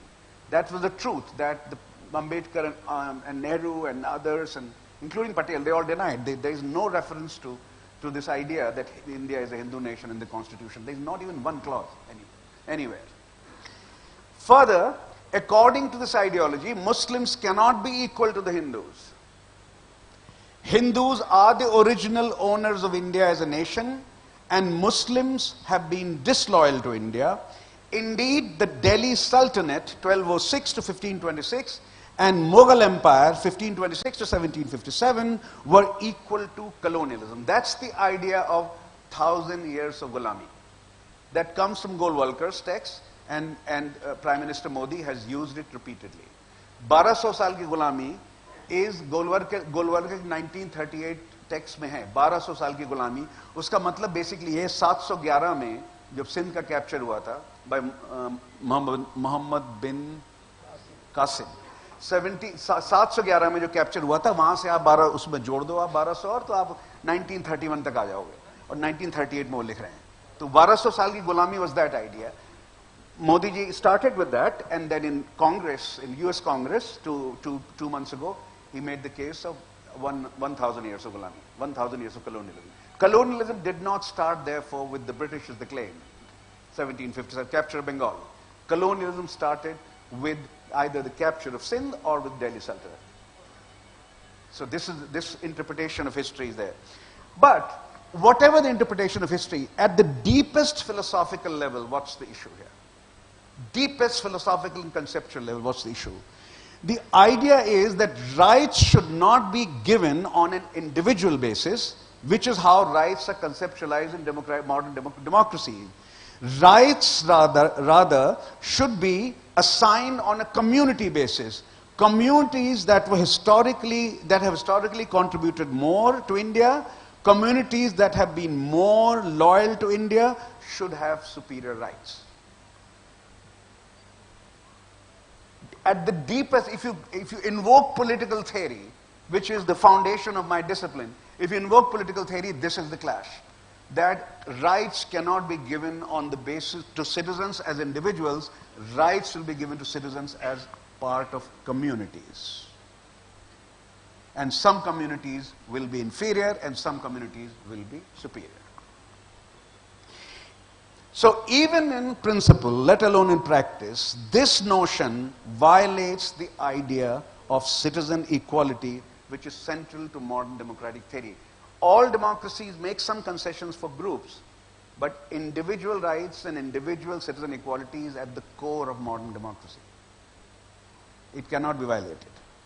Now, in practice, that's not always the case. Blacks and whites were never common, even after they were given the equality in 1870 after the end of the Civil War. But the principle that is enshrined in law should be very clear.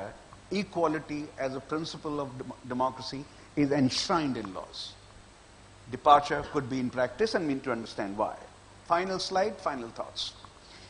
India's recent democratic decline is not about elections, not because elections are not free. India remains electorally vigorous. The decline concerns the liberal dimensions of democracy.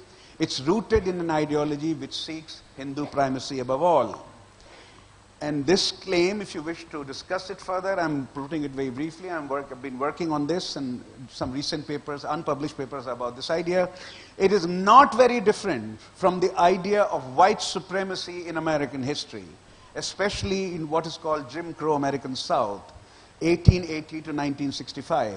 Liberal democracy, while it might not have flourished in the United States of America and the North, it simply died in the American South for 8 decades, 1880 to 19, 8.5 decades. Democrats worldwide hope that India's turn towards Hindu supremacy or Hindu majoritarianism does not take that long, 8 decades. That's how long it took to reverse it in the United States of America. Some trends are very long lasting, and Democrats worldwide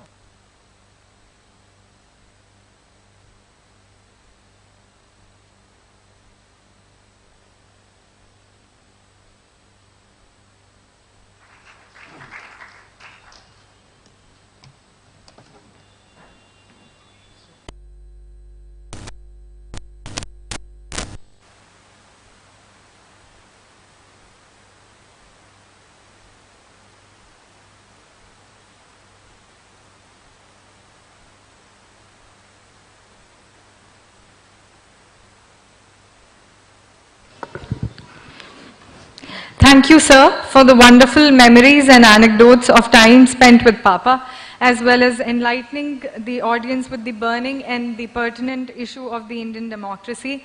The insights shared by you today will definitely force the audience to think and reflect deeply on the very critical issue of the survival of and flourishing of the Indian democracy, which as democratic principles enshrined in the Constitution are dear to all of us. Thank you once again, sir, for coming all the way from the US to deliver this lecture in honor and memory of Papa, which means a lot to us. We feel deeply touched and honored. I would now like to invite on stage the highly respected and world-renowned sociologist, Professor Anand Kumar sir, to deliver the special address on this solemn occasion. Professor Anand Kumar sir's association with Papa also goes back to the JNU days, when Papa was pursuing his master's in sociology and Professor Anand Kumar sir was a faculty in the Department of Sociology back then, after which he developed a very close personal bond of mutual appreciation, warmth and affection with Papa. Professor Anand Kumar sir is a retired professor of sociology and former chairperson, Center for Study of Social Systems of the JNU. He received his MA in sociology from the prestigious Banaras Hindu University, MPhil in sociology from the JNU, and PhD in sociology from the University of Chicago. He also taught as the India Chair in Germany at the Albert Ludwig University at Freiburg, Germany. He is also a former member of the Aam Aadmi Party.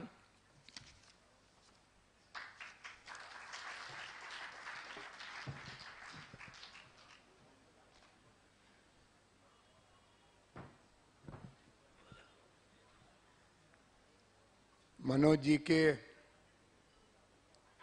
बड़े परिवार के आप सभी सदस्यों को प्रणाम करने की इच्छा है। इतने गंभीर विश्लेषण के बाद आज के हालात के बारे में जब आप कुछ जोड़ने की कोशिश करते हैं तो ऐसा लगता है कि मनोज जी गंगा के बीच में उल्टी तरफ तैरने वाले आदमी का नाम था। उन्होंने प्रशासन को मानवीकरण, लोकतांत्रिकरण का औजार बनाने की कोशिश की।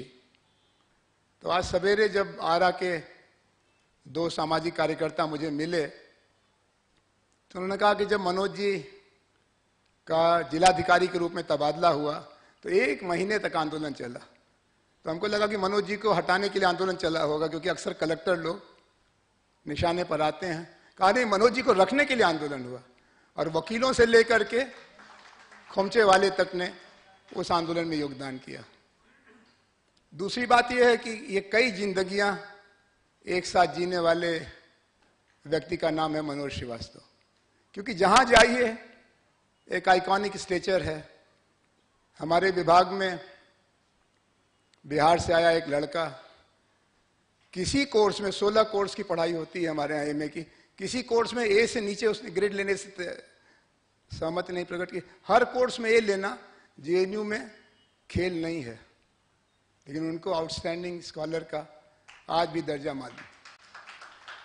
फिर आईपीएस होना बिहार के परिवारों में आईएएस होने से ऊंचा होता है, और वो आईपीएस पहले हुए, फिर उनका हमने करके दिखा दिया कि हम आईपीएस हो सकते हैं, फिर आईएएस हुए। और हम लोग ऐसे रिश्ते में थे जो संवाद का रिश्ता था। मैंने उनको, जब वो एमए कर रहे थे, मैं अमेरिका से लौटा था, तो उसमें वॉलरस्टाइन साहब की थ्योरीज का बड़ा जोर था। मैंने कुछ अपने भाषण में वॉलरस्टाइन का जिक्र किया, और एक लड़का पीछे से कोने से हाथ उठा करके वॉलरस्टाइन की ताज़ा थियरीज के बारे में सवाल पूछने लगा। मैं बहुत चौंका। हमने कहा कि अमेरिका में तो वॉलरस्टाइन को भी ठीक से समझा नहीं गया, ये जेएनयू में कौन वॉलरस्टाइन को पढ़ने वाला आ गया। फिर वो कैम्ब्रिज गए, हार्वर्ड गए, किताबें लिखी, और वो किताबें भी अद्वितीय हुई। उनका बात करने का बड़ा शौक था। यहाँ रघुनंदन शर्मा बैठे होंगे, वो गवाह है कि अगर मनोज जी ने कोई बहस छेड़ दी तो जब तक उसका समाधान नहीं हो जाएगा वो आपका पीठ नहीं छोड़ेंगे, चाहे 2 घंटा लगे चाहे 3 घंटा लगे। एक बार रात के 1:30 बजे तक इसी मौर्या के बाहर एक ढाबे में बैठे रहे हम लोग, बहस होती रही। हमने कहा यार अब सोने का समय हो रहा है। कभी तो बात खत्म ही नहीं हुई। अब बात हो रही थी मनरेगा को लेकर के और राजीव गांधी का जो 74th अमेंडमेंट था। ऐसे विशिष्ट व्यक्तित्व की याद में जो काम आशुतोष जी ने किया है उनको बहुत पसंद आता, क्योंकि वो स्ट्रेट लाइन सिंपल सोल्यूशन वाले आदमी नहीं थे, क्योंकि वो जानते थे कि हर चीज़ में कॉम्प्लेक्सिटी है। और इसलिए जो बात आज आशुतोष जी ने कही, एजेंसी की बात और स्ट्रक्चर की बात, तो अक्सर मनोज जी कहते थे कि अगर एक हाथ में हमारे डंडा हो और एक हाथ में कलम हो तो सर बहुत कुछ ठीक हो जाएगा, क्योंकि कलम वाले तो बात से मानेंगे नहीं, और डंडा अगर रहेगा तो बहुत कुछ हम ठीक कर देंगे। और इसमें मंत्रियों से टकराए, अपने सीनियर से टकराए, तो फिर रिफ्यूज उनको मिला दुनिया के बेस्ट यूनिवर्सिटीज़ में। नॉलेज एंड प्रैक्टिस, इसका कंजंक्शन मनोज श्रीवास्तव थे। मुझे मालूम था कि आज की शाम मनोज जी के नाम है, उसमें आशुतोष वार्ष्णेय अगर आएंगे तो ये भी दिमाग में बहुत खलबली पैदा करने वाले आदमी का नाम है। हम लोग जब भारत माता की जय लगा रहे थे तो इन्होंने किताब लिखी भारत की सांप्रदायिकता की समस्या के बारे में, और 6 शहरों को बेपर्दा कर दिया आंकड़ों के आधार पर। इसमें कहीं कोई पैशन नहीं था, कोई जजमेंट नहीं था, कोई एरोगेंस नहीं था, खाली एक चिंता थी, सरोकार था। वैसे ही आज इन्होंने किया। मैं आपको इस बहुत सुंदर गंभीर चर्चा के बाद ज्यादा चिंतन के लिए छोड़ता हूं, क्योंकि जो इन्होंने कहा वो केरल में, कर्नाटक में, शायद दिल्ली में दिखाई पड़े न पड़े, लेकिन बिहार की दीवारों पर लिखा हुआ है, बिहार के कस्बों में लिखा हुआ है, बिहार के प्रशासन में लिखा हुआ है। और बिहार जैसे ही झारखंड है, छत्तीसगढ़ है, मध्य प्रदेश है, राजस्थान है, उड़ीसा है, हुकूमतें चल रही हैं, चुनाव भी हो रहा है, लेकिन चुनाव का जो हाल हो रहा है वो वैसा ही जैसे हम बनारसियों ने गंगा के पानी का किया या जमुना का दिल्ली वालों ने किया। इतना प्रदूषित चुनाव आशुतोष जी इस समय दुनिया में बहुत कम लोकतंत्र में हो रहा। गोवा में चुनाव हुआ, गरीबों के घर में सफेद लिफाफे में जितने वोटर थे उसमें 5,000 का गुणा करके रुपया डाला गया सरकारी पार्टी द्वारा। दूसरी 2 नई पार्टियां थी, खेल में आई थी, एक दिल्ली से एक कलकत्ता से, उन्होंने 10-10 हज़ार का नोट डाला। वो गरीब को सलाम करी, उसने कहा कि आपको थोड़ी देर हो गई, रुपया तो आपने ज्यादा दिया लेकिन हम वचन हार गए हैं 5,000 वाले का, अगली बार थोड़ा पहले आइएगा, वोट आप ही को मिलेगा। वोट का मोनेटाइजेशन हो रहा है। वो पवित्र अधिकार जिसके लिए औरतें लड़ी, जिसके लिए काले लोग लड़े, जिसके लिए हिंदुस्तानी लड़े, वो पवित्र अधिकार नाली में सने हुए गंदे एक खिलौने की तरह से हो गया है। न रख सकते हैं न फेंक सकते। मैं उस पीढ़ी का हूं, मनोज जी से थोड़ा पहले, जिसने इमरजेंसी देखा था। इसी पटना से जयप्रकाश जी ने संपूर्ण क्रांति का आह्वान किया, किसी ने नहीं सुना। दूसरे न सुनते तो न सुनते, लेकिन जो उनके अनुयायी बनते थे उन्होंने भी जब प्रधानमंत्री बने, मुख्यमंत्री बने, गवर्नर बने तो जेपी को भुला दिया, और उसका आज हम खामियाजा भुगत रहे हैं। अगर चुनाव में सुधार, अगर लोकतंत्र में सुधार 1974-77 के आंदोलन की आत्मा के अनुकूल हुआ होता तो शायद हमारा झंडा बहुत ऊपर होता। आज बहुत नीचे हो गया। मैं दूसरी तरफ आपको ले जाना चाहता हूं। बाय द वे, जेएनयू में अंग्रेजी में पढ़ाया जाता है, तो हमने कहा पटना में आशुतोष तो इतनी अच्छी अंग्रेजी बोल ही चुके हैं, तो हम थोड़ा हिंदी में बोल लें तो ज़्यादा नुकसान नहीं होगा। हालांकि जेएनयू के बारे में प्रचार ये कि ये टुकड़े टुकड़े गैंग की यूनिवर्सिटी है और वहाँ खाली देश विरोधी बातें सिखाई जाती। हालांकि ये भी सही है कि भी इस सरकार में भी 3 मंत्री जेएनयू के पढ़े हों। आप जेएनयू से बच के कहीं जा नहीं सकते हैं, सरकार इनकी हो चाहे उनकी हो। 7 खंबे हैं जिन पर हमारा लोकतंत्र रचा जा रहा है। सिद्धांतकार 4 खंभों की बात करते हैं, उसको हम जानते हैं। विधायिका, न्यायपालिका, कार्यपालिका और मीडिया। इन 4 खंभों की बात तो हम जानते हैं। लेकिन भारत में जिस तरह से जनतंत्र यात्रा हो रही है, जनतंत्र निर्माण हो रहा है और लोकतांत्रिक राष्ट्र निर्माण हो रहा है, उसमें 3 खंभे और हैं जो यूरोप और अमेरिका के इतिहास में शायद उतने प्रमुख नहीं थे। एक खंभे का नाम है पॉलिटिकल पार्टीज। ये जो राजनीतिक दल हैं, हम उनकी चाहे जितनी निंदा करें, एक आशुतोष के ही विश्वविद्यालय के विद्यार्थी ने, मिलान वैष्णव ने लिखा कि 45 पार्टियां भारत की, उसमें से बीजेपी और सीपीआई सीपीएम 3 को छोड़ के बाकी सब वंशवादी पार्टियां। तो ये पार्टियां बिल्कुल सड़े हुए आलू की तरह से, लेकिन इन्हीं से काम चलाना पड़ेगा। बिना पॉलिटिकल पार्टी के डेमोक्रेटिक नेशन बिल्डिंग का काम अधूरा रह जाएगा। अभी हम लोग काम कर रहे हैं बदलाव के लिए, वैकल्पिक राजनीति के लिए। आखिर में गाड़ी आके ठहर जाती कि पॉलिटिकल पार्टीज क्या करेंगी। पॉलिटिकल पार्टी के नेताओं से बात किया जाए, वो कम से कम इतना ही कसम खा लेंगे, गुंडों को टिकट नहीं देंगे, काला बाजारियों को टिकट नहीं देंगे, तो एक विकल्प बनेगा। तो पॉलिटिकल पार्टीज। एक छठा खंभा है, उसकी फिर बड़ी निंदनीय चर्चा होती है, लेकिन वो है नागरिक सरोकार के संगठन, सिविल सोसाइटी, जिसको कभी कभी झोला वाले भी कहा जाता है। ये ऐसे लोग हैं, खुदाई खिदमतगार हैं। बेगानी शादी में अब्दुल्ला दीवाना, नर्मदा मर रही है, गंगा खराब हो रही है, केदारनाथ को बचाओ, हिमालय को बचाओ, तो सुंदरलाल बहुगुणा से लेके मेधा पाटकर तक और हजारों हजार लोग इन नागरिक संगठनों में हैं जो जनतंत्र को खाद पानी देने का काम कर रहे हैं। जो आपने कहा आशुतोष जी, बहुत बड़ी बात कही, election election election. What between elections? How do you conduct yourself as citizens of election, citizens between elections? और इनके एक बड़े बुजुर्ग, उन्होंने फ्रांस से आके अध्ययन करने की कोशिश की कि फ्रांसीसी इतने दार्शनिक तौर पर गहराई में होते हैं। उन्होंने क्रांति भी की। अमेरिकी तो फ्रांसीसियों की तुलना में बुद्धि के स्तर पर, दर्शन के स्तर पर, चिंतन के स्तर पर, इतिहास निर्माण के स्तर पर बहुत कच्चे हैं। लेकिन अमेरिका में जनतंत्र पनप रहा है। टॉकविल, उसने कहा अमेरिका में जनतंत्र इसलिए पनप रहा है कि सांस्कृतिक दरिद्रता के बावजूद, बौद्धिक निर्धनता के बावजूद अमेरिकी नागरिक सरोकारी है। वो फुटबॉल क्लब से लेकर चर्च सोसाइटी और स्कूल कमेटी से लेकर के कोऑपरेटिव सोसाइटी, जाने कहां कहां मेंबर होता है। और हम में से ज्यादातर लोग, जिनके खानदान में लोग पॉलिटिकल पार्टी के मेंबर होते थे, स्थानीय संस्थाओं के संरक्षक होते थे, गांव में और कुछ नहीं तो अपनी जमीन देके स्कूल खुला था, वो लोग भी अब कहते हैं हमारा इस सब से कोई मतलब नहीं है, हमको हमारी जिंदगी जीने दो। Civil society organisations. और 7वां खंबा, जिसको हम नहीं पहचानते, बिहार में तो पहचानना और मुश्किल हो गया है, वो हैं knowledge centres, universities and colleges.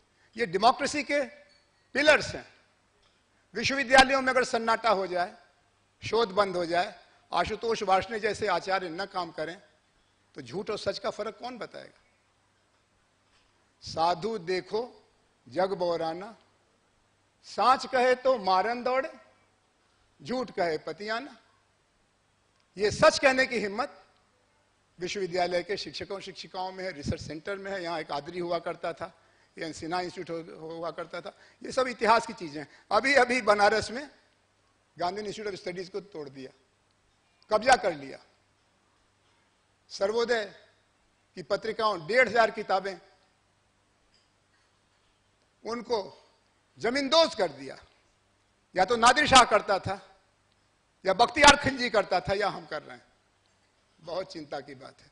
तो ये जो 7 पिलर्स हैं जो इंडियन डेमोक्रेसी को अपहोल्ड करते हैं, इनमें काफी कमजोरी आ गई है। सांप्रदायिकता का भूकंप है, कई खंभों को जर्जर कर चुका है। घर घर में बहस हो गई है। मुझे बहुत खुशी है कि मनोज जी के बेटे बेटियां और बहुएं उन्हीं के जैसे सोच वाले निकले हैं।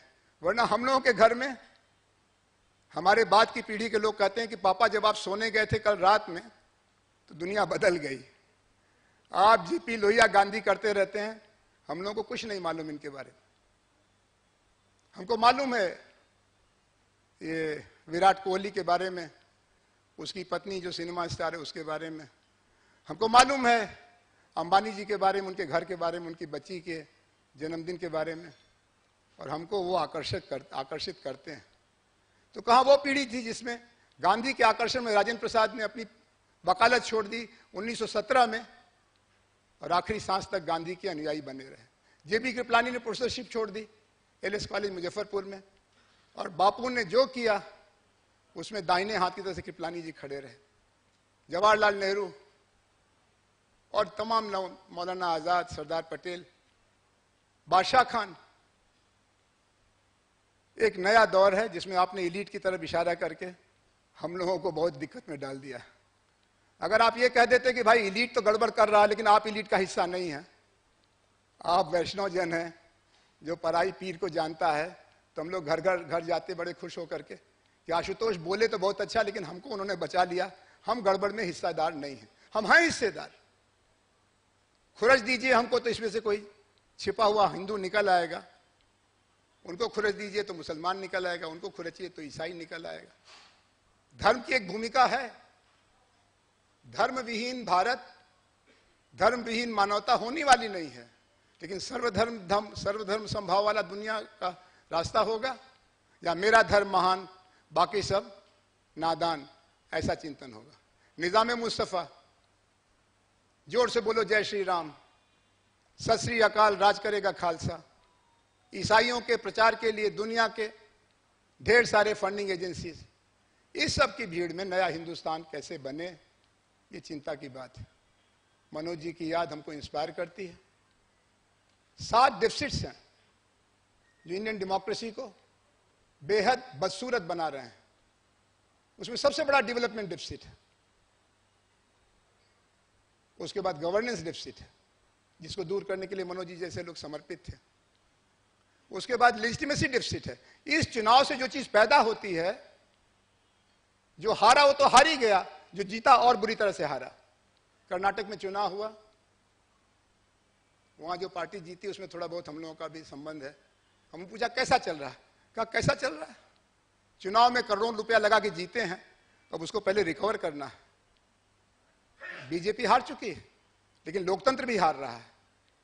तो मैं आज की शाम मनोज जी के नाम समर्पित करते हुए आशुतोष जी को बहुत धन्यवाद दूंगा कि एक दोस्ती के तकाजे में ये अमेरिका से आए, इतनी गंभीर बात रखी। चिंता इसी बात की है कि मनोज होते तो उनसे हम लोग बहस करते। अब बहस किससे करेंगे कि इसमें से क्या निकलना चाहिए, कैसे चलना चाहिए, क्या करना चाहिए।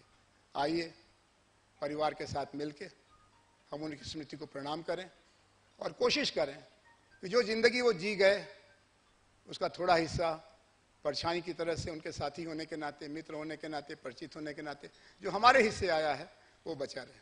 बहुत बहुत धन्यवाद।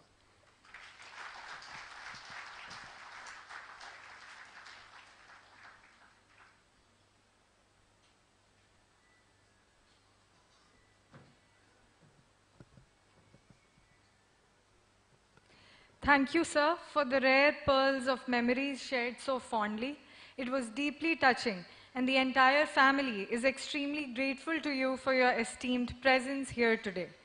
We now move on to the next segment of the event, which is the first ever presentation of the first Manoj Kumar Srivastava Memorial Award to honor various individuals and organizations for excellence in governance and public service.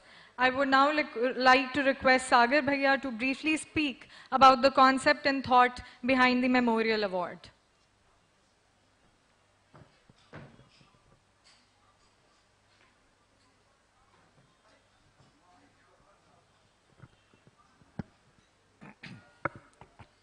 जैसा कि रोशनी ने बताया, ये तीसरा Manoj Srivastava memorial lecture event है, पर इस बार पहली बार हमने एक इंस्टीट्यूशनलाइज ढंग से एक मनोज श्रीवास्तव मेमोरियल अवार्ड हम इंस्टीट्यूट कर रहे हैं for outstanding contribution to public service and to governance. इसके पहले मैं आपको इसके बारे में बतलाऊं, एक बार फिर से मैं आपको अगर ये हम क्यों कर रहे हैं और ऐसा क्यों कर रहे हैं, ये अगर हम पापा के शब्दों में ही सुने तो उससे ज़्यादा मायने और कुछ नहीं रखेगा। मैं आग्रह करूंगा, प्लीज़ मेरा आपसे रिक्वेस्ट है कि 3-4 मिनट के लिए पापा को एक बार फिर से सुनते हैं। Can the brain know what the hands are doing? High transaction cost, everything. Anyway, the third critical, I'll quickly run and finish it, because do we understand the vast and apparently invisible microstate of India? I wish I had a little time to say maybe during the discussion, but quickly, lot of negative things about it.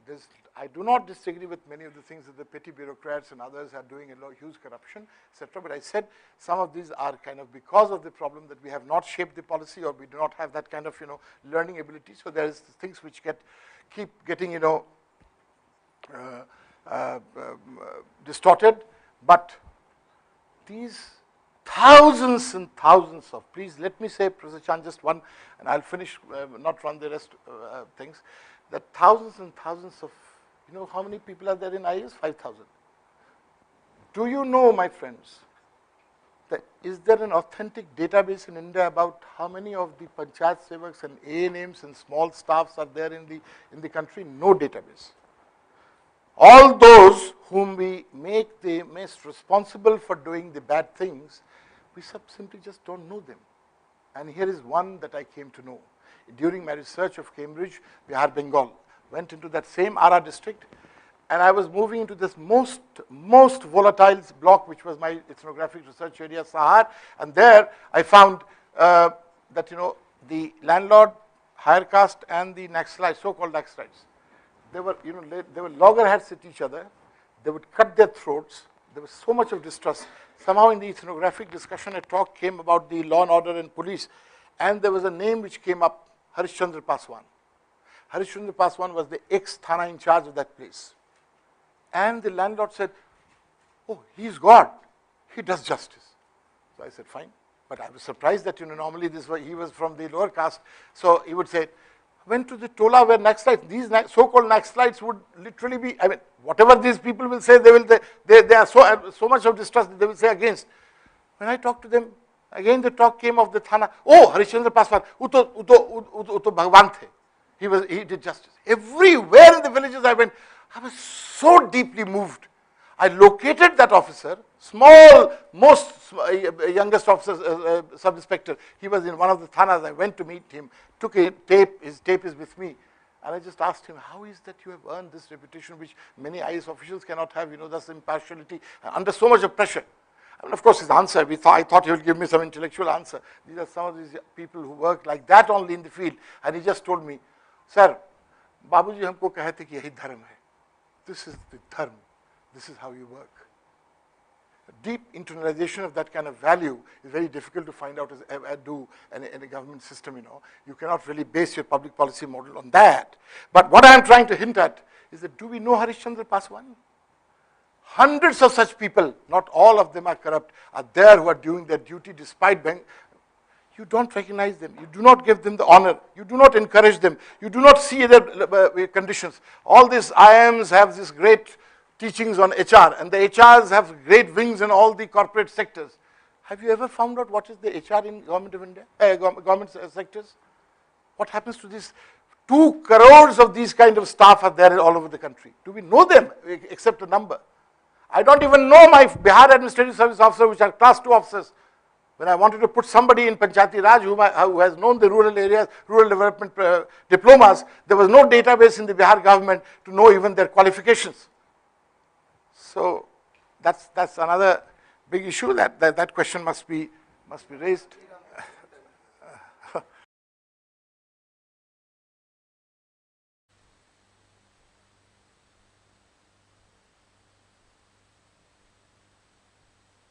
हम पापा की memory और उनके vision कर पाएंगे would be to institute this award.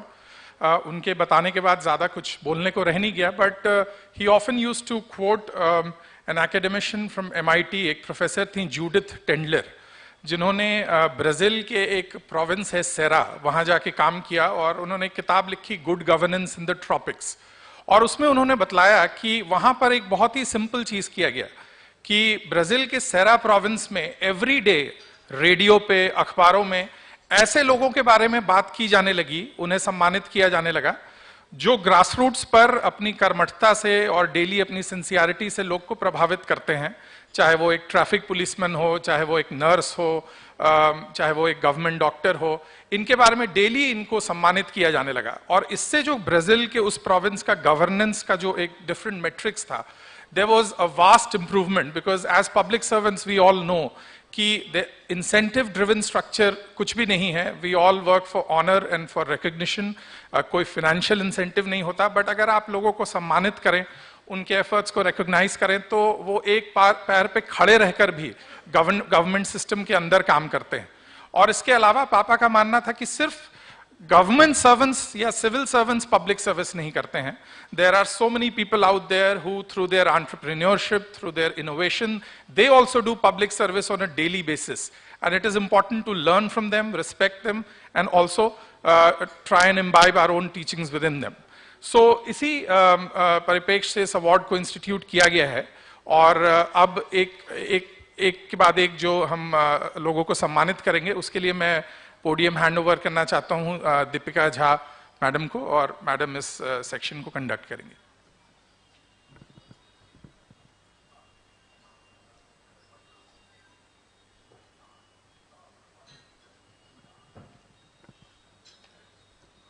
धन्यवाद सागर जी. और आज हम जानेंगे हमारे बीच के असली उन्हीं नायक नायिकाओं को. श्री मनोज कुमार श्रीवास्तव भारतीय सिविल सेवा के वो अधिकारी जो अधिकारी कम और जननायक अधिक थे. एक IAS लोगों के दिलों में कैसे घर कर सकता है और खुद जमीन से जुड़कर सतह पर योजनाओं को किस प्रकार आकार दे सकता है, इस बात की मिसाल थे मनोज श्रीवास्तव सर. हमेशा जीवंत और उत्साह से भरे रहने वाले विद्वान IAS श्री मनोज कुमार श्रीवास्तव ने वर्ष 2020 में दुनिया को अलविदा कह दिया. आज तीसरे मनोज कुमार श्रीवास्तव मेमोरियल व्याख्यान के अवसर पर पहले मनोज कुमार श्रीवास्तव मेमोरियल अवार्ड की घोषणा करते हुए हमें अत्यंत हर्ष हो रहा है. इस सम्मान के लिए मैं सबसे पहले मंच पर आमंत्रित करना चाहूंगी सेवानिवृत्त पुलिस इंस्पेक्टर श्री हरीश चंद्र पासवान जी को.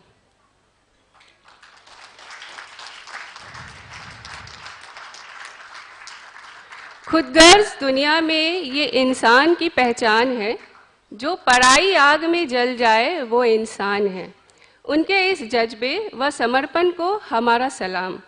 श्री हरीश चंद्र पासवान एक ऐसे समूह का प्रतिनिधित्व करते हैं जिन्होंने बिहार के सुदूर और अपराधग्रस्त इलाकों में अपने कर्तव्य का निर्वहन करते हुए एकजुटता और साहस का अनोखा प्रदर्शन किया है. आपने हमेशा सच बोलने का साहस किया और समाज के दबे कुचले लोगों के संवैधानिक अधिकारों को कायम रखा. आप आज भी हमें प्रेरित करते हैं और आप हमारे समाज के वास्तविक नायक हैं. आपको सम्मानित करेंगी स्वर्गीय मनोज कुमार श्रीवास्तव की पत्नी और इक्विटी फाउंडेशन की संस्थापक सदस्य तथा मंजरी पत्रिका की प्रधान संपादक श्रीमती नीना श्रीवास्तव.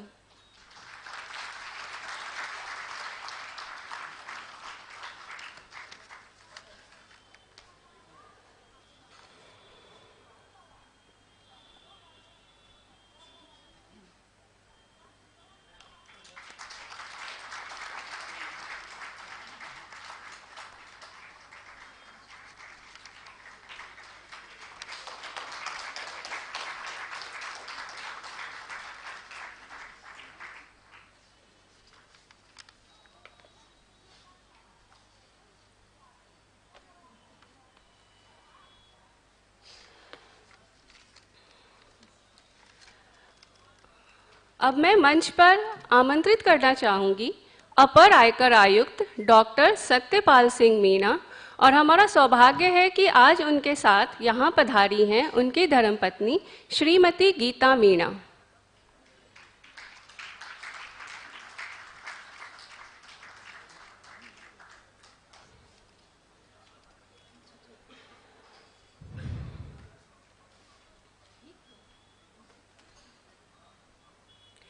ले मशाले चल पड़े हैं लोग मेरे गांव के, अब अंधेरा जीत लेंगे लोग मेरे गांव के। 2007 बैच के भारतीय राजस्व सेवा के अधिकारी डॉक्टर सत्यपाल सिंह मीणा ने राजस्थान स्थित अपने पैतृक गांव धनोरा को अपने प्रयासों से देश के पहले मॉडल स्मार्ट गांव में तब्दील कर दिया।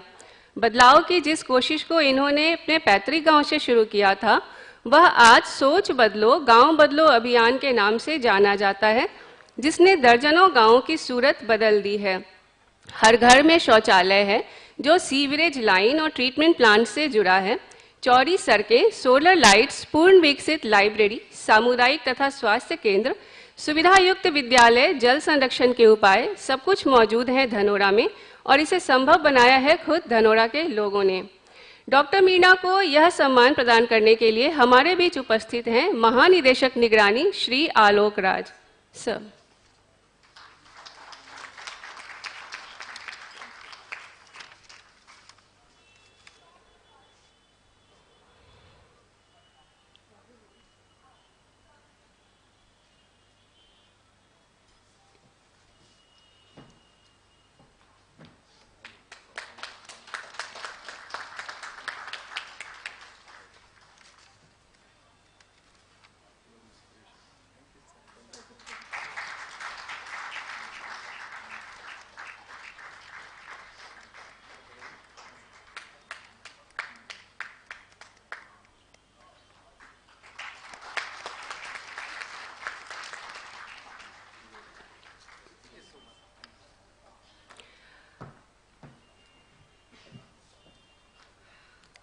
मैं मंच पर अब आमंत्रित करना चाहूंगी रिमोट सेंसिंग एक्सपर्ट तथा पर्यावरणविद श्री इश्तियाक अहमद।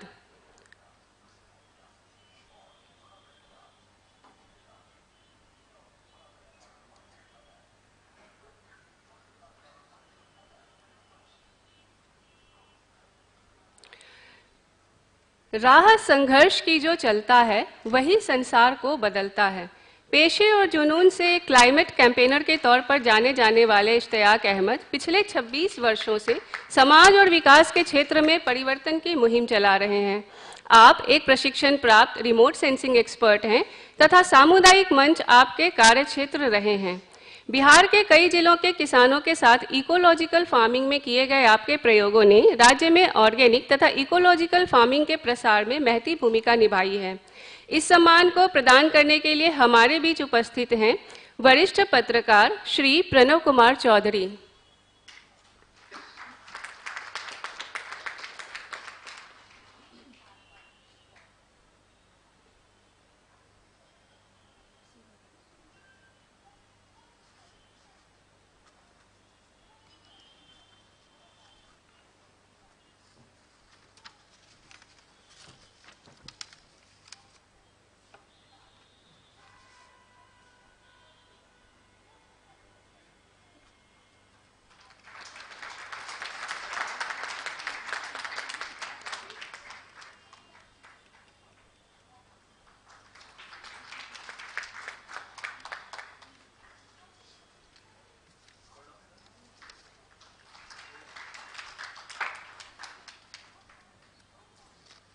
हमारे अगले नायक हैं सेवानिवृत्त निदेशक रिसर्च एवं ट्रेनिंग शिक्षा विभाग डॉक्टर विनोदानंद झा।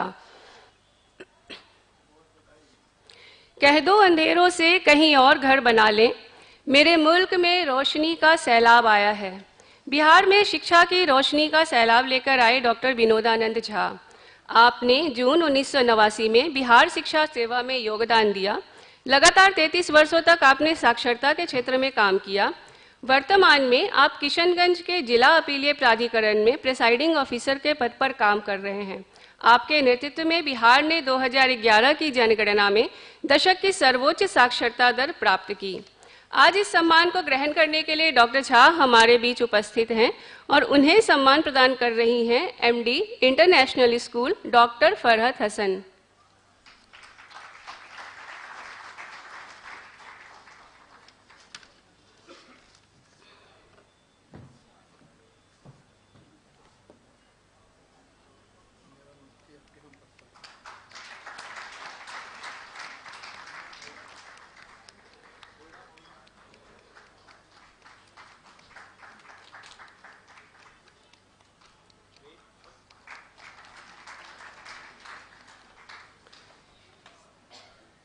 मैं आमंत्रित करना चाहूंगी अब बैंक सखी जीविका श्रीमती सीमा कुमारी। यकीन हो तो कोई रास्ता निकलता है, हवा की ओट भी लेकर चिराग जलता है।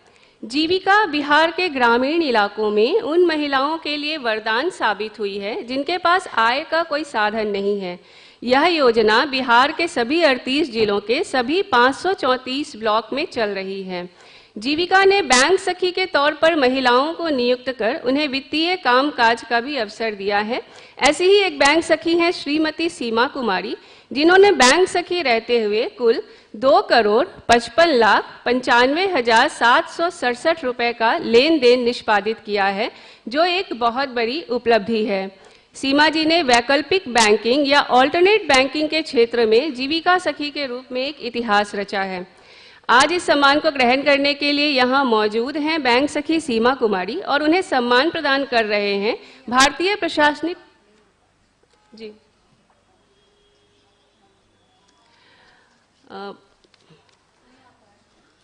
श्रीमती सीमा कुमारी को सम्मानित करेंगी स्वर्गीय मनोज कुमार श्रीवास्तव की पत्नी और इक्विटी फाउंडेशन की संस्थापक सदस्य तथा मंजरी पत्रिका की प्रधान संपादक श्रीमती नीना श्रीवास्तव।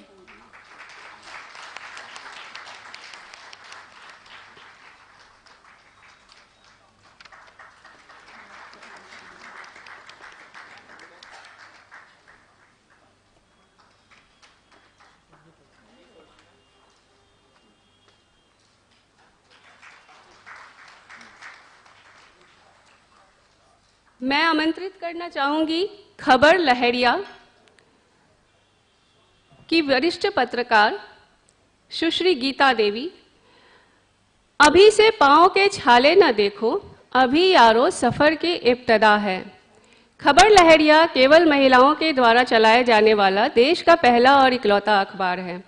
इसकी शुरुआत साल 2002 में उत्तर प्रदेश के चित्रकूट के एक एनजीओ निरंतर ने मीरा जाटव, शालिनी जोशी और कविता बुंदेलखंडी के साथ मिलकर की थी। जब इस अखबार की शुरुआत हुई उस वक्त इसमें काम करने वाली महिला पत्रकार और रिपोर्टर्स हाथ से खबरों को एक पन्ने पर लिखती थीं और उसके बाद पैदल सुदूर ग्रामीण इलाकों में इन अखबारों को पहुंचाया करती थीं। 2015 में खबर लहरिया डिजिटल मीडिया के मंच पर उतरी और आज इसकी पहुंच 5 मिलियन से अधिक लोगों तक है। इस सम्मान को ग्रहण करने के लिए हमारे साथ हैं सुश्री गीता देवी और उन्हें यह सम्मान प्रदान करने के लिए हमारे बीच उपस्थित हैं भारतीय प्रशासनिक सेवा की अधिकारी एडिशनल चीफ सेक्रेटरी कला एवं संस्कृति विभाग श्रीमती हरजोत कौर बामड़ा।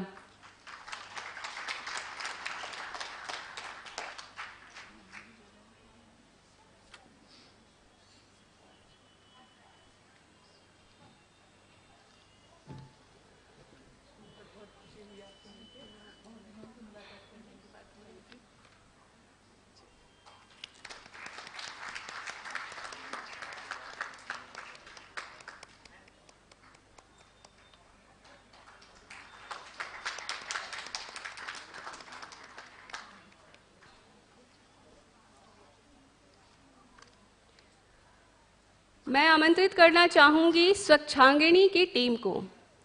हार हो जाती है जब मान लिया जाता है, जीत तब होती है जब ठान लिया जाता है। प्रसिद्ध शायर शकील आजमी के इन लफ्ज़ों को सच साबित कर दिखाया है पटना नगर निगम की टीम कर्मयोगिनी स्वच्छता योद्धाओं स्वच्छांगिनी ने। पटना नगर निगम ने समाज के सबसे वंचित वर्ग की महिलाओं को मुख्यधारा में लाने और उन्हें आर्थिक तौर पर समर्थ बनाने के लिए एक ऐतिहासिक कदम उठाया है। अब तक जो काम पूरी तरह से पुरुषों के जिम्मे था, उसे अब महिलाओं के हाथों में सौंप दिया गया है। नगर निगम ने स्लम बस्ती की महिलाओं को मेन होल की मशीन से सफाई करने से लेकर गाड़ी चलाने तक का काम दिया है। सशक्त महिलाओं की इस बेमिसाल टीम को स्वच्छांगनी नाम दिया गया है। आज इस सम्मान को ग्रहण करने के लिए हमारे बीच हैं टीम की सक्रिय सदस्य इंदु देवी, रानी देवी, ज्ञानती कुमारी और आरती देवी। इस सम्मान को प्रदान करेंगे पूर्व मुख्य सचिव श्री त्रिपुरारी शरण जी।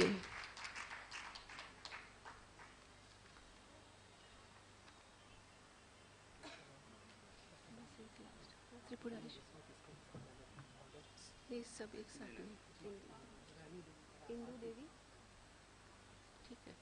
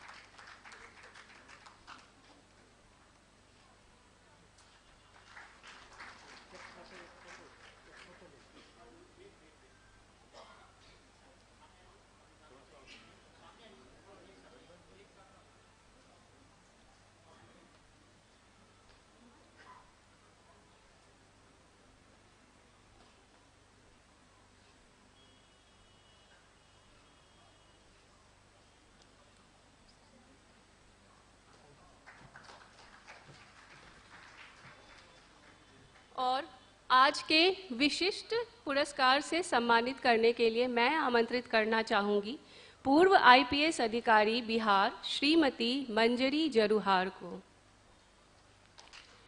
एक लीडर वह है जो अनुशासित है और जो एकजुटता, मूल्यों और नैतिकता से प्रेरित होता है। एक लीडर निर्णय लेता है, अपने टीम के सदस्यों को राह दिखाता है और उन्हें सही दिशा में ले जाता है। ये शब्द हैं बिहार की पहली महिला भारतीय पुलिस सेवा की अधिकारी श्रीमती मंजरी जरूहार के। आपको देश की पहली 5 महिला पुलिस अधिकारियों की श्रेणी में शामिल होने का भी गौरव प्राप्त है। 1976 में आपका चयन भारतीय पुलिस सेवा के लिए हुआ था। इस सफर से पहले आपने एक और लड़ाई भी लड़ी, पुरुषों के बनाए नियम से लड़ाई। पितृसत्तात्मक समाज से लड़ते हुए आपने महिलाओं के हक में काम करने की ठानी। अपनी लड़ाई आपने कैसे लड़ी, उसे आपने अपनी किताब madam sir the story of Bihar's first lady IPS officer में बयां किया है, जो आज एक बेस्ट सेलर बन चुकी है।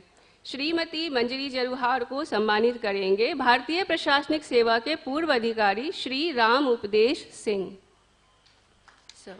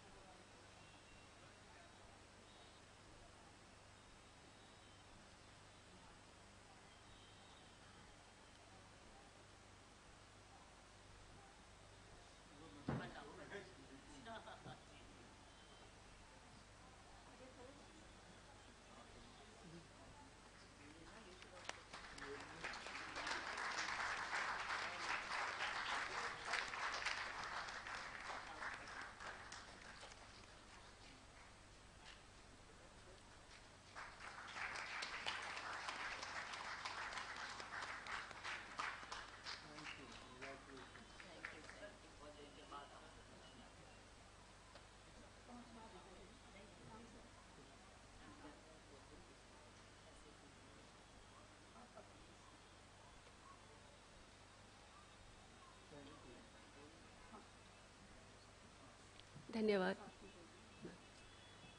I just want to take this opportunity to thank everybody. मैं इक्विटी फाउंडेशन और नीना श्रीवास्तव जिनको मैं बचपन से देख रही हूँ और अब उनको बच्चों को देख रही हूँ कि उन लोगों ने आज इतने अच्छे ढंग से इस प्रोग्राम को ऑर्गेनाइज किया है। कुछ दिन पहले जब नीना हमको फ़ोन की कि नहीं आप ज़रूर आइए, तो मुझे काफ़ी मुश्किल लग रहा था कि इस अवसर पे आके और एक अवार्ड लेना मेरे लिए बहुत ही टफ सिचुएशन है। लेकिन I am so glad I came and I got a chance to hear professor Varshney and professor Anand Kumar, also meet the family, meet everybody doing so much for their father, in memory of their father. This is something which we all need to emulate, think of, that children can do so much for their parents to keep their memories alive. I'm really grateful to Nina for selecting me for this. I'm happy to be here, always happy to be in Patna, whatever be the reason. Thank you so much. Thank you, Equity Foundation, and thank you all the children.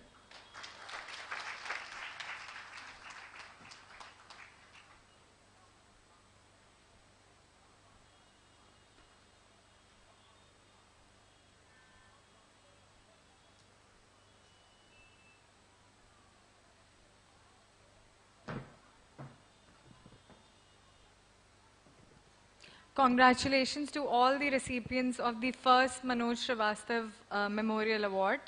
I would now like, अजीज भी वो है, नसीब भी वो है, दुनिया की भीड़ में करीब भी वो है, उनकी दुआ से चलती है जिंदगी, क्योंकि खुदा भी वो है और तकदीर भी वो है. I would now like to invite our first speaker for the memory sharing session, Shri Sunil Kumar Uncle, who is a retired IPS officer and currently the Honorable Minister, Prohibition, Excise and Registration Department, Government of Bihar. He was a distinguished IPS officer in the Bihar cadre and shared a very close and warm association with Papa throughout his public service and career. The entire family is extremely grateful to you for your esteemed presence here today.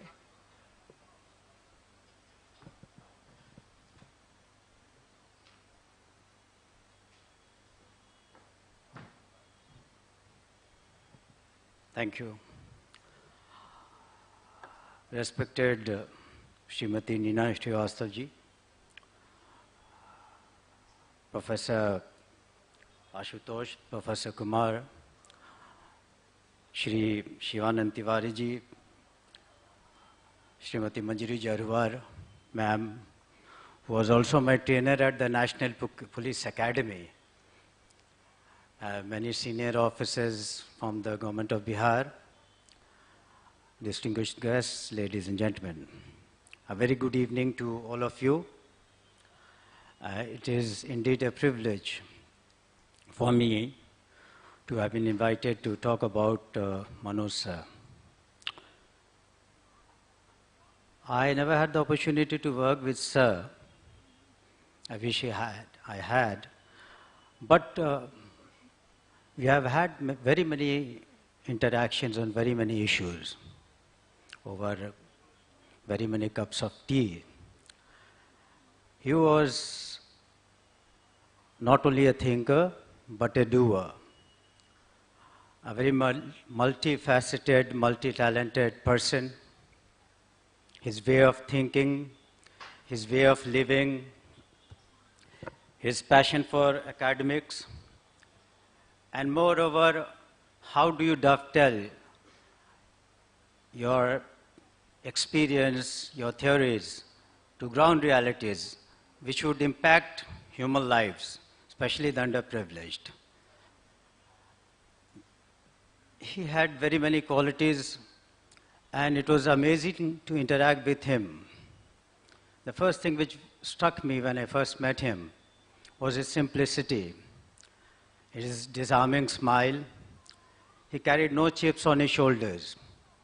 I remember one of the couple of years ago, I was at my residence and suddenly I was informed that one Mr. Manoj ji has come. He had simply walked into my residence and he said, Sunil, I've come to talk about how to improve the working of the police stations. Now that you are ADG headquarter and ADG intelligence, you can certainly contribute towards it. So he gave me a couple of suggestions, which I did implement. He was very cooperative and a great fellow service person. I remember, and he was very fair, absolutely fair. I once remember visiting his residence, memos there. This was about the proceeding he was conducting about a senior police officer. I told him the facts, and he was convinced. And he not only helped him out, but summoned him and told him that, the way of doing things in the service, what the service is all about, and the kind of counseling he gave to him, who was a delinquent on papers. So he was very encouraging towards his fellow officers. I remember the second time I got the President's Gallantry Medal, he was one of the first persons to not only congratulate me, but he came over to my office and was actually taken aback. And we shared a cup of tea. Again, he gave me some tips about the policing and how to go about it. I also remember that the kind of excellence he had in the academic field and how he could kind of think about the people at the same time, what is the crux of service. And that is why that the bonded laborers in South Bihar benefited from his thinking and his practices. Similarly, I was also the superintendent of police of Bhojpur incidentally, and where sir had served as the district magistrate.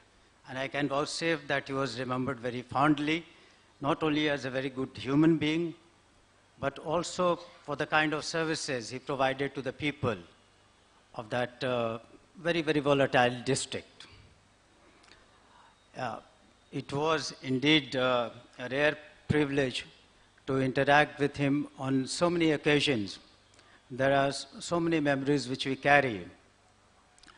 But it was not only the undying spirit in him, but it was very important that he had the iron in him, the steel in him, to say no.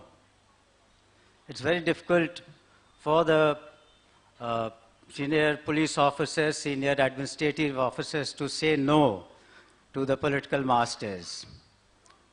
And he was the one who believed in whatever he said, whatever he did, and he never hesitated from putting things on his file.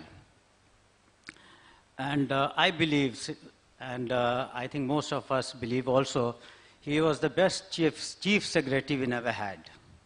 He deserved it thoroughly, but that was not to be. But he had an undying spirit, and his personality was such that never say die kind of attitude, and whatever be the circumstances, he would come up with the best solutions. He was approachable, and moreover, as I said, he was not only a thinking person, but a doer, a person who could find solutions to the most difficult problems. There were certain policing problems I was facing, or intelligence problems I had regarding intelligence setup. I was amazed that he was very well briefed about such issues as well. And as I said, it was always a pleasure to interact with him. Yes, it's certainly the topic of governance, the topic of rights, the topic of service to the underprivileged. These were very foremost in his mind. How the people who were the last persons in the line could be benefited by their policies or by policing. These were his concerns.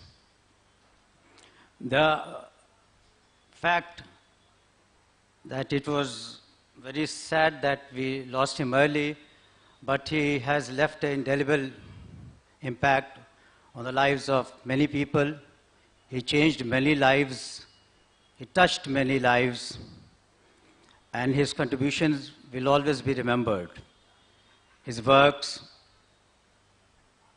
and his papers which he wrote, the services which he provided in various districts or as a policy maker will always be remembered. We'll always miss him. And it's very good to see that Mrs. Srivastava and the whole family carrying forward his legacy. And they are doing a great job. Congratulations to you, ma'am, and to the dear family members. The sun has set, but the warmth lingers in our heart. Rest in peace, sir. Thank you and Jai Hind.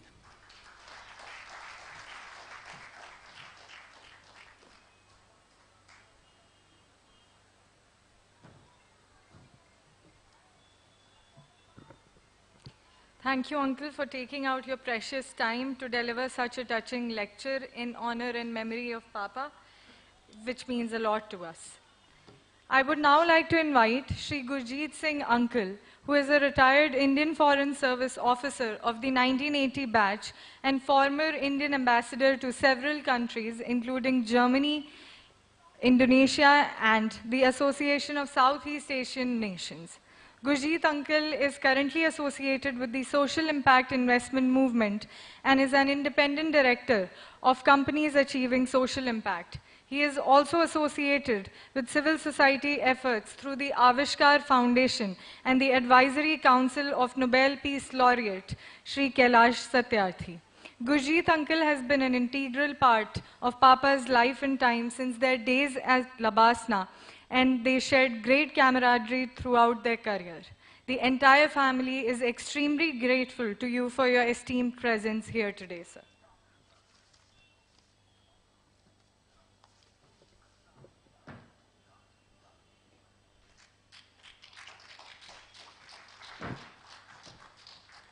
Manoj Srivastava Zindabad. Neena ji and the whole family, thank you for inviting me to be a part of this wonderful event and tradition that you have established. I am deeply honored that I am here among such a distinguished audience in which I see so many of my batchmates from the civil service, as well as I see so many wonderful old comrades from JNU. So it is indeed a great honor for me to be here. I first met Manoj in JNU, and after one of those interminable political meetings in the dining hall of a mess, he caught me at the dhaba and took me to task for not understanding anything about India.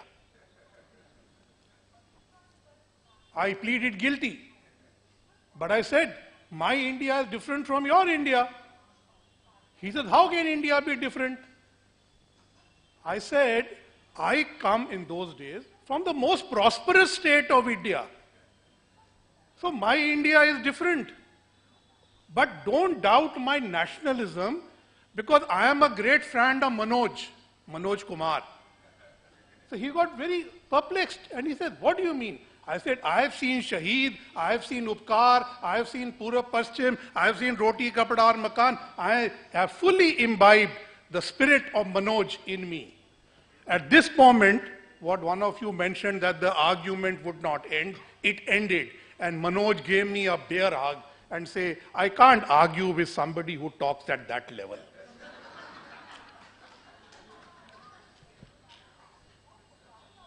Manoj then left and we met again at Mussoorie, because now we were batchmates.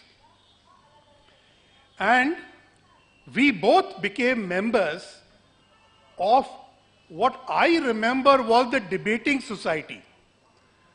But when I asked Prashant Mahapatra, Upendra Tripathi, and Ravi Shankar, all part of that yesterday, none of us could quite remember what was the name of that society. But to us, it was the debating society. And Ravi Shankar, who retired as Chief Secretary of Uttarakhand, and I, we wanted to establish a quiz program at Labasna. And again I was taken to task for the second time in my life by Manoj. And he said, you are again bringing this public school ethos into the academy when we should be taking things seriously.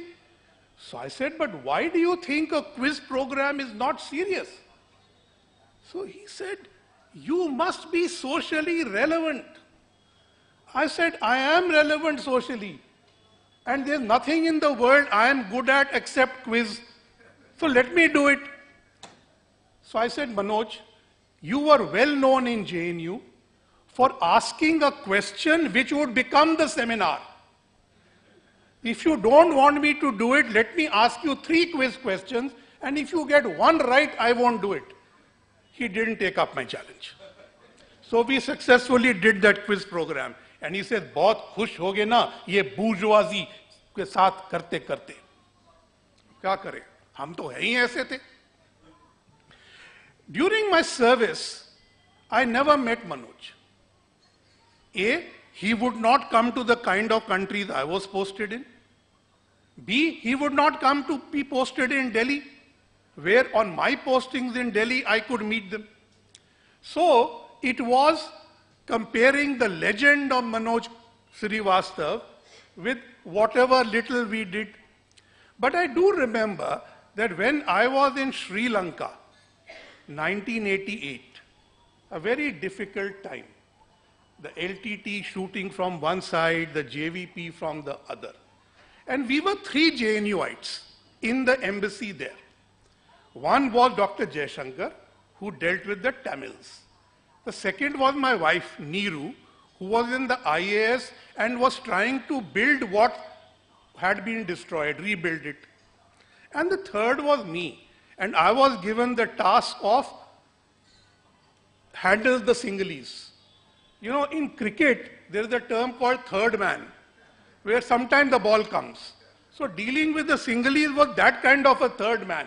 You go there because we are not going to do anything about it. But I decided I must do something, and one of the critical things to do was talk to the Buddhist clergy, who were the biggest opponents of India at that time. And that is when I remember speaking to Manoj. I am going to send some people to Gaya from the Mahabodhi Society. Will you please make sure nothing happens to them and they come back safely and happy? So, to cut that long conversation short, he said, yes, I will.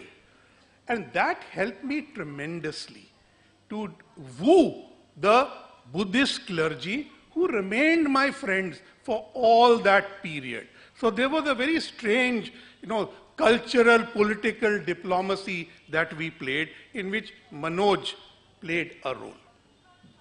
Now finally, I meet Manoj in Patna on my very first visit to Patna, I think 2019, when I came to address an event here called Shaping Young Minds. And when I was leaving the academy, he had told me, among the foreign service guys, you are probably the best place to make sure that our idealism doesn't die. And I'll keep checking on you. All right? Now when I turned up in 2019, I went to their house and I met Manoj. This is what he looked like, a young, vibrant person. And this is what I looked like, an extinguished diplomat. So I said, life has treated us very differently.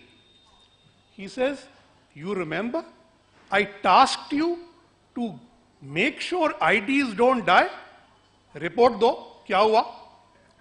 So I had to then report to him that in a country called Ethiopia, we did many things like you would do in a district, and we achieved goals.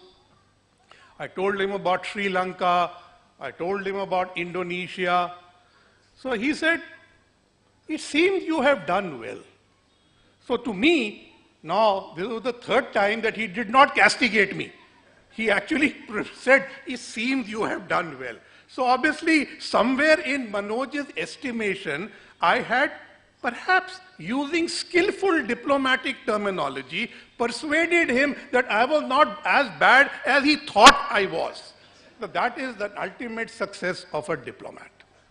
But while leaving, I told him, Manoj, everybody thinks you are really serious, but I always remember you as the smiling, jocular man who has this really mischievous smile as in this picture. And that is my memory of Manoj. But I told him, you know, there is communication gaps in the world which diplomacy should fulfill. And I gave him an example. I said, तुम्हें बहुत शौक था ये कहने का बार बार चिंता मत करो. I said, but when I was in Indonesia, in Bali, you don't say chinta mat karo, because that chinta in Bhasa Indonesia means love. So when you keep saying chinta mat karo, it really surprises the Balinese that what happened to all these romantics from India who suddenly keep telling us chinta mat karo, when all we want is aku Bali chinta. We must love Jali. So on that note, I will end, but I have here my book on Indonesia called Masala Bumbu, which I would like to present to Nina ji, because I could not give it to Manoj the last time I was here. Nina ji, may I request you to please accept a small gift from me.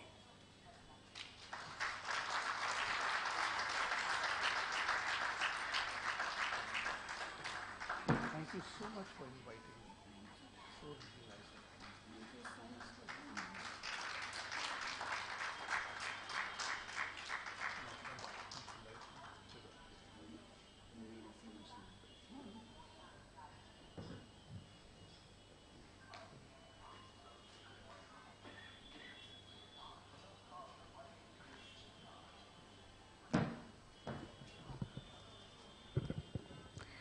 Thank you, Uncle, for this heartfelt memory sharing. We are deeply moved, and thank you so much for being a part of this event. I would now like to invite Sri Satish Agnihotri Uncle, who is a retired 1980 batch IAS officer of the Odisha cadre, ex-secretary coordination, cabinet secretariat, Government of India, and currently a professor at the Center for Technology Alternatives for Rural Areas at the IIT Bombay. His pioneering research on declining sex ratio in India has been cited by various scholars, including Professor Amartya Sen. Satish Uncle has been extremely close to Papa since their academy days, a dear friend who shared a long association for more than 40 years with Papa. The entire family is extremely grateful to you for your esteemed presence here today.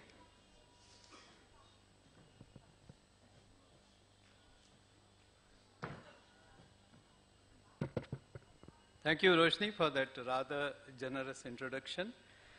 And thanks, Gurjeet, for at least making people smile and laugh. Because Roshni ने जो शुरू में कहा solemn occasion, उसके बाद की सारी चीज़ें इतनी solemn हो गई कि मैं थोड़ा सा घबरा गया था. Because Manoj and I जब भी हम लोग मिलते थे तो ये solemnity काम में रहती थी, बात में नहीं रहती थी. I'll just give you an example. मैं cabinet secretariat में था when he had come to meet me. तो इत्तेफाक से मेरे टेबल पे कुछ रेवड़ी पड़ी हुई थी जो किसी ने लाई थी. तो 2-3 बैचमेट्स थे. मैंने कहा लो रेवड़ी लो. इसे जानते हो बॉस, लोग क्या कहेगा बाहर कि वहाँ बैठ के अपने दोस्त लोगों को रेवड़ी बांट रहा है. So that was Manoj. First time when we met in Mussoorie, I still remember Barreto में. It was he. There was one Anita Chatterjee, who subsequently became Anita Agnihotri, and a couple of other batchmates. So he introduced Anita to me. And as Gurjeet said, कि जैसे वो बुर्जुआ में JNU वाले को bourgeoisie जो कहता था, IIT वाले को क्या कहेगा, I think all of you can understand. So he would castigate me about my IIT background, elitism. But then he said, अच्छा, तुम appropriate technology पे काम किए हो? I said, yes. So he quizzed me and ठीक है, I mean, I passed that test of not exactly being a bourgeoisie, but quasi-bourgeoisie. Then we also had this interesting discussion, and this is his remark which I would remember. After 77 election, when Janata Party came to power, and then everybody has seen what has happened in those 3 years, so Kamleshwar, who was a very famous writer, he had said, "Ye naye sikke aur bhi badrang dhal gaye." So once I had met him, so he said, "तुमको याद है वो बोले थे ये नए सिक्के और भी बदरंग ढल गए?" I said, "Yes, बिल्कुल याद है." तो he says, "अब ये हर successive government में यही होने वाला है." And I think those were rather prescient remarks. And once I actually said this to Kamleshwar जी से मुलाकात हुई थी भुवनेश्वर एयरपोर्ट, तो मैंने कहा था, "आपको याद है वो आपका रिमार्क?" मैंने कहा, "हाँ." तो he says, "मेरे दोस्त का उस पर ये कहना था." So he was also quite surprised. So I remember. I had one memory which is very personal, which probably I and Manoj only know, but today I can share. Manoj has always told his family members about my playing flute and he liking it. So हम लोग foundation में जहाँ पे थे, there was a Happy Valley था. Happy Valley had 2 rooms which were on there were single rooms on the 3rd floor. तो उसमें एक मुझे मिली हुई थी, Happy Valley 77, I remember it even now. And from there you get a fantastic view of the sunset. And एक दिन, I think Manoj was doing his mess duty, वो mess duty करने के बाद एक दिन कहा, "बॉस, थोड़ा फ्लूट सुनते हैं." I said, "चलो बैठते हैं." And it was towards sunset. So the first फरमाइश of his was, "कहीं दूर जब दिन ढल जाए, सांझ की दुल्हन बदन चुराए." Luckily I knew that song, so हो गया. And then after that he was in some pensive mood that time, and he says, "और कोई sad song सुनाओ." And I still remember I played जाने कहाँ गए वो दिन. And people who are slightly familiar with classical music, Shivaranjani Rag is supposed to evoke certain pathos. And I normally used to close my eyes while playing the flute. तो flute बजा रहा था मैं. And suddenly I opened my eyes, and first time, and that was the only time probably, I actually saw tears rolling from his eyes. Okay? It's a very personal moment for me, but I thought I'll share it today. Okay? I have 2 issues on which, but before that, when that clip was being shown where he was giving a talk, and he assured the chairperson कि मैं 1 minute में खत्म करूँगा, I couldn't contain my laughter. Because whether Manoj is asking a question to a speaker in the academy, जब lunch और हम लोगों के बीच बस वही एक फासला रहता था, that question will never last less than 5 minutes.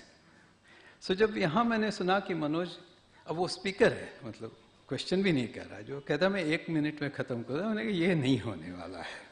Okay. 2 चीजों पे हम दोनों का थोड़ा सा झगड़ा था.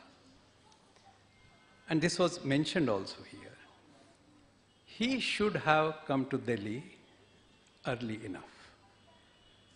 And I think he probably delayed that moment, and I have never pardoned him for that. Okay, I'm being frank about it.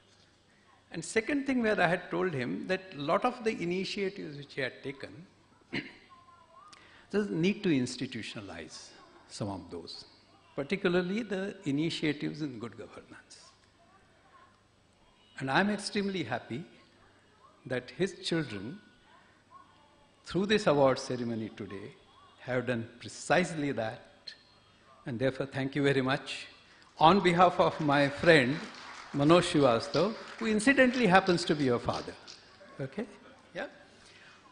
Last point was, Manoj always, this mischievous smile which Gurujit also said, Zinda Dili and Manoj, वो जिसको हिंदी में कहते हैं पर्यायवाची शब्द थे. So Manoj's description in one line is जिंदगी जिंदा दिली का नाम है, मुर्दा दिल क्या खाक जिया करते हैं, तो जिया था अभी भी जी रहा है और हम तो उसको कैरी कर रहे हैं. Thank you very much.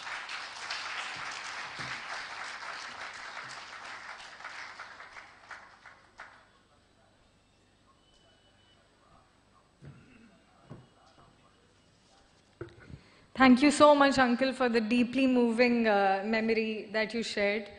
And thank you so much for being a part of this event. I would now like to invite Sri Rajyavardhan Sharma Uncle, who is a retired IPS officer of the 1980 batch, Bihar Cadre, a distinguished senior police officer with a stellar track record, who has also served as the former ADG, Bihar Police, and has also previously served as Zonal IG, Patna. He has settled in Patna after superannuation, and he is one of Papa's most beloved friends, and we are honored to have you here today, Uncle.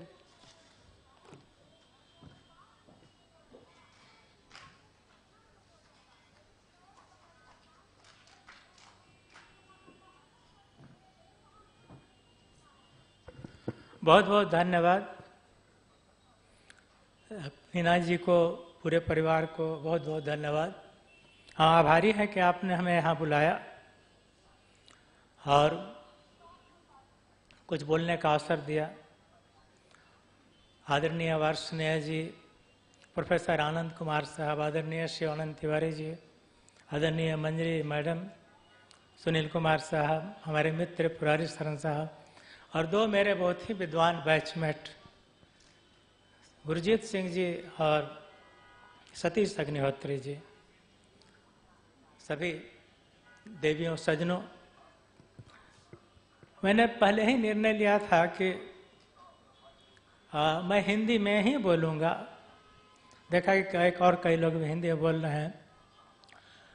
Manoj Srivastava ji से को सबसे पहले मैंने उनको श्रद्धांजलि अर्पित करता हूँ, नमन करता हूँ. बड़े अच्छे मित्र थे, बहुत जिंदादिल आदमी थे. सभी लोगों ने कहा. मेरी पहली मुलाकात 1980 मसूरी एकेडमी में हुई. बातचीत के लहजे से लगा कि वो भी बिहार के हैं.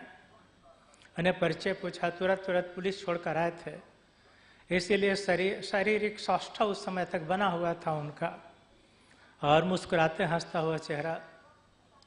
और कुछ उन्होंने बताया कि बॉस जानते हो मैंने क्यों पुलिस छोड़ा. इस पर कुछ बातें उन्होंने की. उसके बाद मनोज श्रीवास्तव नाम लेने से एक तस्वीर उभरती है कि ऐसे व्यक्ति की जो बिल्कुल जिजीविषा से भरपूर्ण हो, परिपूर्ण हो, जिजीविषा के. मेरे मित्र हैं त्रिपुरारी शरण जी सामने बैठे हुए. इनके शब्दों को मैं उद्धृत कर रहा हूं. जो जबरदस्त ज्ञान पिपासु हो, उत्कृष्ट कोटि का प्रश्न करता हो, और आर्गुमेंट्स करने वाले तो सभी लोगों ने आपने बताया कि वो कभी अंत नहीं होता था. नृत्य भी उतने ही अच्छे करते थे और लोक कला में भी काफी अच्छी उनकी पकड़ थी. हाँ, जो मसूरी में हमारे बैच के हैं उन्हें याद होगा कि पहली दफा मसूरी एकेडमी जैसे एलिट संस्थान में एक जमहूरे वाला खेल किसी ने दिखाया होगा, और वो मनोज श्रीवास्तव थे. और वो जमहूरे वाला खेल काफी लोकप्रिय हो गया, क्योंकि एक जो टिप्पणी थी वो कोर्स डायरेक्टर पर थी कि किस तरह से गेस्ट लेक्चरर आए हैं, वो बोल रहे हैं, और मंच पर बैठे हुए भट्टाचार्य साहब नींद ले रहे हैं. ये बड़ा सा अजीब सा था और काफी आनंद आया था हम लोगों को. दूसरी बात, जो प्रश्न करने वाला था कि लंच के पहले तो दो बैचमेट्स थे, एक मनोज श्रीवास्तव जी, दूसरे थे अमिताभ कांत जी. और दोनों खड़े होते थे तो हम लोगों को थोड़ा डर लगने लगता था कि अब काफी समय लगेगा. तो मनोज श्रीवास्तव जी की एक मेमोरी है कि प्रोफेसर पी गुप्ता आए हुए थे, रामायण पर कुछ बोल रहे थे. पीछे से मनोज श्रीवास्तव बड़े जोश से खड़े हुए और काफी देर तक बोलते रहे. वो प्रश्न नहीं लग रहा था, और लास्ट में उन्होंने कहा कि would you like to react sir? And professor Gupta बड़े सुलझे हुए व्यक्ति थे, कहा कि वो नो। तो और वहीं पर अंत हो गया। तो मनोज श्रीवास्तव की जिज्ञासा, जीवन के प्रति उत्साह, प्रश्न पूछने का, डिस्कशन करने का, ये बड़ा जोरदार था। और हम लोग मिलते रहते थे, विशेषकर सेमिनार्स में। मुझे भी कुछ शौक था कि अर्थशास्त्रियों को भी कुछ सुना जाए। और बिहार में 2006 से लेकर के 2008, 9, 10 तक काफ़ी इस तरह के सम्मेलन हुए। एक था विजिटिंग पॉवर्टी, जिसमें मैं भी था बैठा हुआ, और मनोज भी श्रोता के रूप में बैठे हुए थे। और मनोज इतने तेजी से उठ करके बड़े अच्छे अच्छे प्रश्न पूछे कि उसमें न तो कौशिक बसु उत्तर दे सके थे, न तो प्रोफेसर पटनायक जो रिवर साइड वाले बड़े सुना के बड़े नामी विद्वान हैं वो उत्तर दे सके। तो कोई इनके सिंह साहब बैठे हुए थे, सभी ने, किसी ने उत्तर देने के वे सभी लोग असफल हो गए थे। मैं भी बैठा हुआ सुन रहा था। और उस समय के मुख्यमंत्री जी थे, अभी भी मुख्यमंत्री जी हैं, उन्होंने कहा कि पुलिस ऑफिसर बैठ करके सुन रहे हैं। तो बड़ा अजीब सा लोगों को लगा था। लेकिन एक बड़ी अच्छी बात थी, जोश से भरपूर एक ऐसे व्यक्ति के असमय खो देना हम लोग सबके लिए बड़ा ही कष्ट हुआ, दुखद बात थी। यादें हैं और यादें रहेंगी, और आप लोग सब उनकी यादों को कैरी कर रहे हैं, सबको बुला रहे हैं। विशेषकर हमारे 2 बैच, ये सतीश अग्निहोत्री जी तो कवि भी हैं, लेखक भी हैं। गुरजीत बहुत अच्छा लिखते हैं और बोलते भी हैं। गुरजीत को पढ़ना बड़ा आनंददायक होता है। तो मैं सबको, आपको धन्यवाद देता हूँ। मैं यही समाप्त करता हूँ। इसके पहले मैं एक बात बोलना चाह रहा हूँ कि वर्ष 2007-8 के बीच कभी उनसे एक लंबी बातचीत हुई थी, जिस तरह से लंबी बातचीत उनकी हुआ करती थी।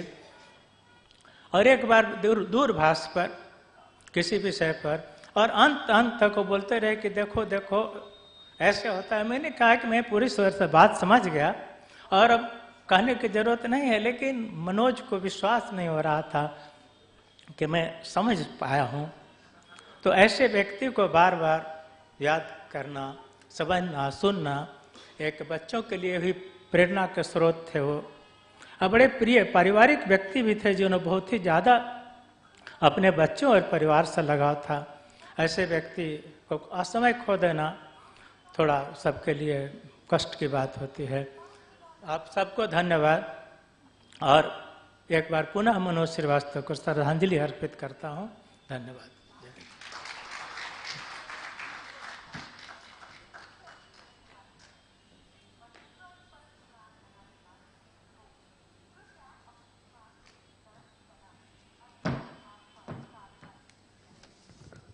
Thank you, Uncle, for sharing such fond memories of Papa. We are extremely grateful for you for being a part of this event today. I would now like to invite Sri Arvind Kumar Chaudhary, IAS, who is a 1995 batch IAS officer of Bihar cadre, currently serving as the Principal Secretary Finance, Government of Bihar. Arvind Uncle was one of Papa's closest junior colleagues who shared a similar value system, and is a highly respected public servant in Bihar who has served in various senior capacities, especially in the Rural Development Department. The entire family is extremely grateful to you for your esteemed presence here today.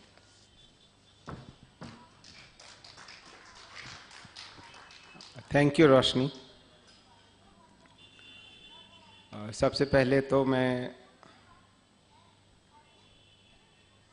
Madam Neena Srivastava और Manoj Srivastava sir के बच्चों को बहुत बधाई दूंगा कि आप लगातार इस तरीके का कार्यक्रम कर रहे हैं, और आपने इस साल इसमें जो एक नया पहलू जोड़ा है, जहां पर गुड गवर्नेंस के क्षेत्र में अच्छा काम कर रहे लोगों को आप रिकॉग्नाइज भी कर रहे हैं इस फोरम पर ये बहुत ही अच्छी बात।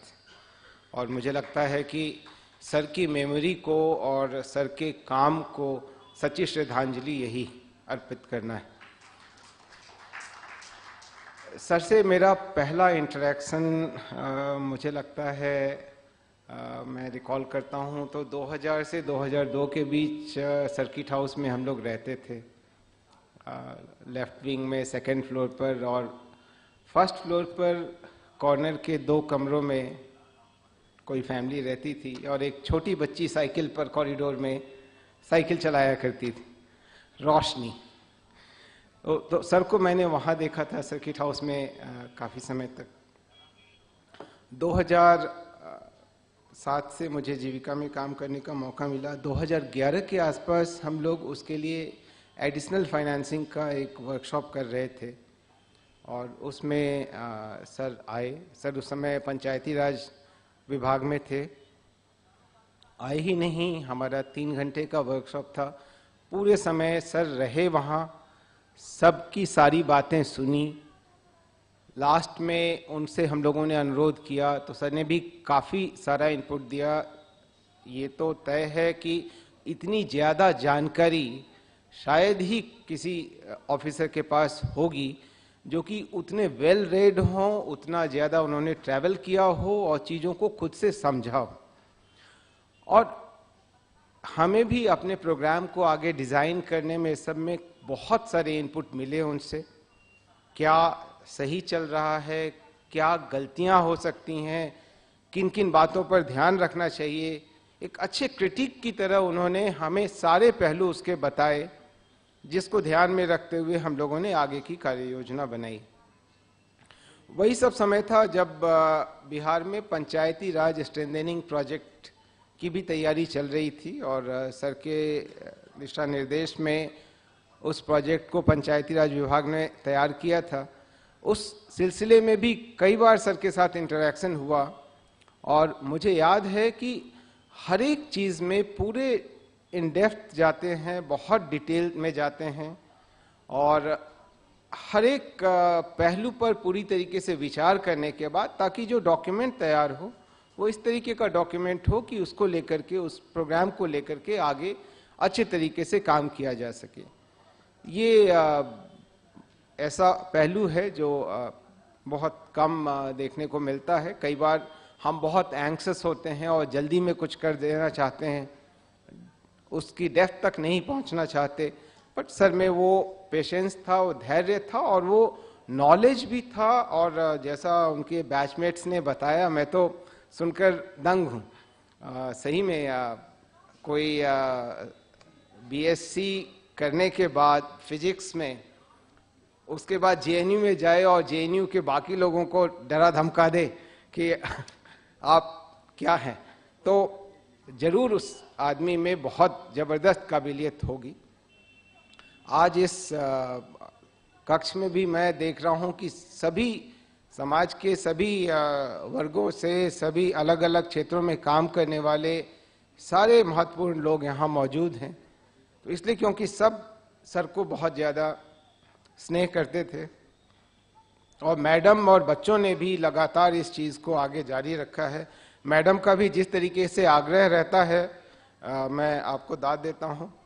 मैं जब समाज कल्याण विभाग में था थोड़े समय के लिए, तो उस समय भी सर से कई बार इंटरेक्शन हुआ और उसी समय मुझे पता चला कि मैडम जो है मंजरी पत्रिका की संपादिका है, प्रधान संपादक है, और उस पत्रिका में भी बहुत सारी चीज़ें, और उस पत्रिका को निकालने में आई एम श्योर कि मैडम का सर से भी कुछ ना कुछ इंटरेक्शन होता होगा, डायरेक्शन होता होगा, और आप उस चीज़ को अभी भी लगातार जारी रखे हुए हैं। ये बहुत ही अच्छी बात है। सर ने फील्ड में भी जो काम किया, जहाँ पर भी काम किया, बिल्कुल ग्रास रूट लेवल तक गए, और यही कारण था कि सर्विस के अंत तक भी उनके पास ऐसे लोग आते थे जहाँ कभी पहली दूसरी पोस्टिंग में उन्होंने काम किया, तो इस तरीके का उनका जुड़ाव लोगों के साथ होता था। और जैसा सुनील सर ने भी बताया कि सीधे उनके घर पे पहुंच गए उनको कुछ सुझाव देने, उसी तरीके से एकदम जरा सा भी ये एयर नहीं था कि कोई बहुत सीनियर ऑफिसर हैं, हम लोगों से भी जब इंटरेक्ट करते थे तो बिल्कुल हमारे लेवल पर आकर के उस तरीके से बातें करना, समझना, और यही कारण है कि उनका जुड़ाव समाज के इतने सारे वर्गों के साथ हो सका। और जो इंटेलेक्चुअल तबका था, उन लोगों से तो लगातार उनकी परिचर्चा, इंटरेक्शन होती रहती थी। मैं अपनी श्रद्धांजलि सर को अर्पित करता हूं, और मुझे विश्वास है कि आपने आपके जो ये अलख जगाई है जिसके चलते ये सारा कुछ हो रहा है, आपकी कमी तो कभी भी कोई और पूरा नहीं कर सकता, लेकिन आपके सारे थॉट और आइडियाज़ जो हैं वो हमें मार्गदर्शन देते रहेंगे। मैं इस अवसर पर आमंत्रित किए जाने के लिए धन्यवाद देता हूं, और पूरे परिवार को मैं अपनी शुभकामनाएं देता हूं। बहुत बहुत धन्यवाद।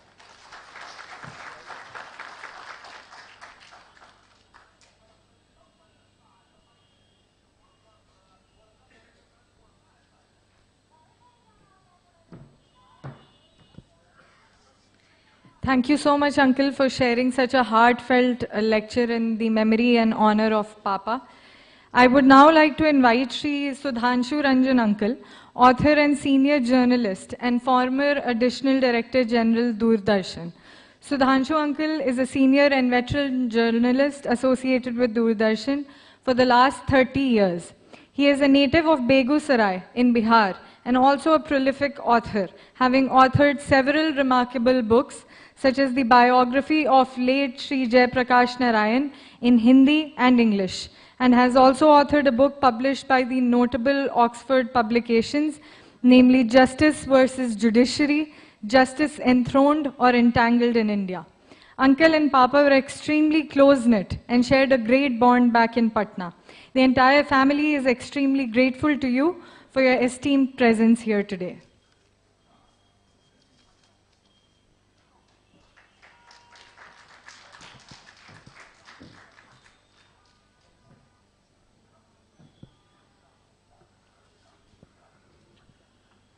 सबसे पहले मैं बहुत धन्यवाद देता हूं मनोज श्रीवास्तव जी के परिवार को, नीना जी को, कि ऐसी महान आत्मा को प्रणाम करने का आपने अवसर प्रदान किया है।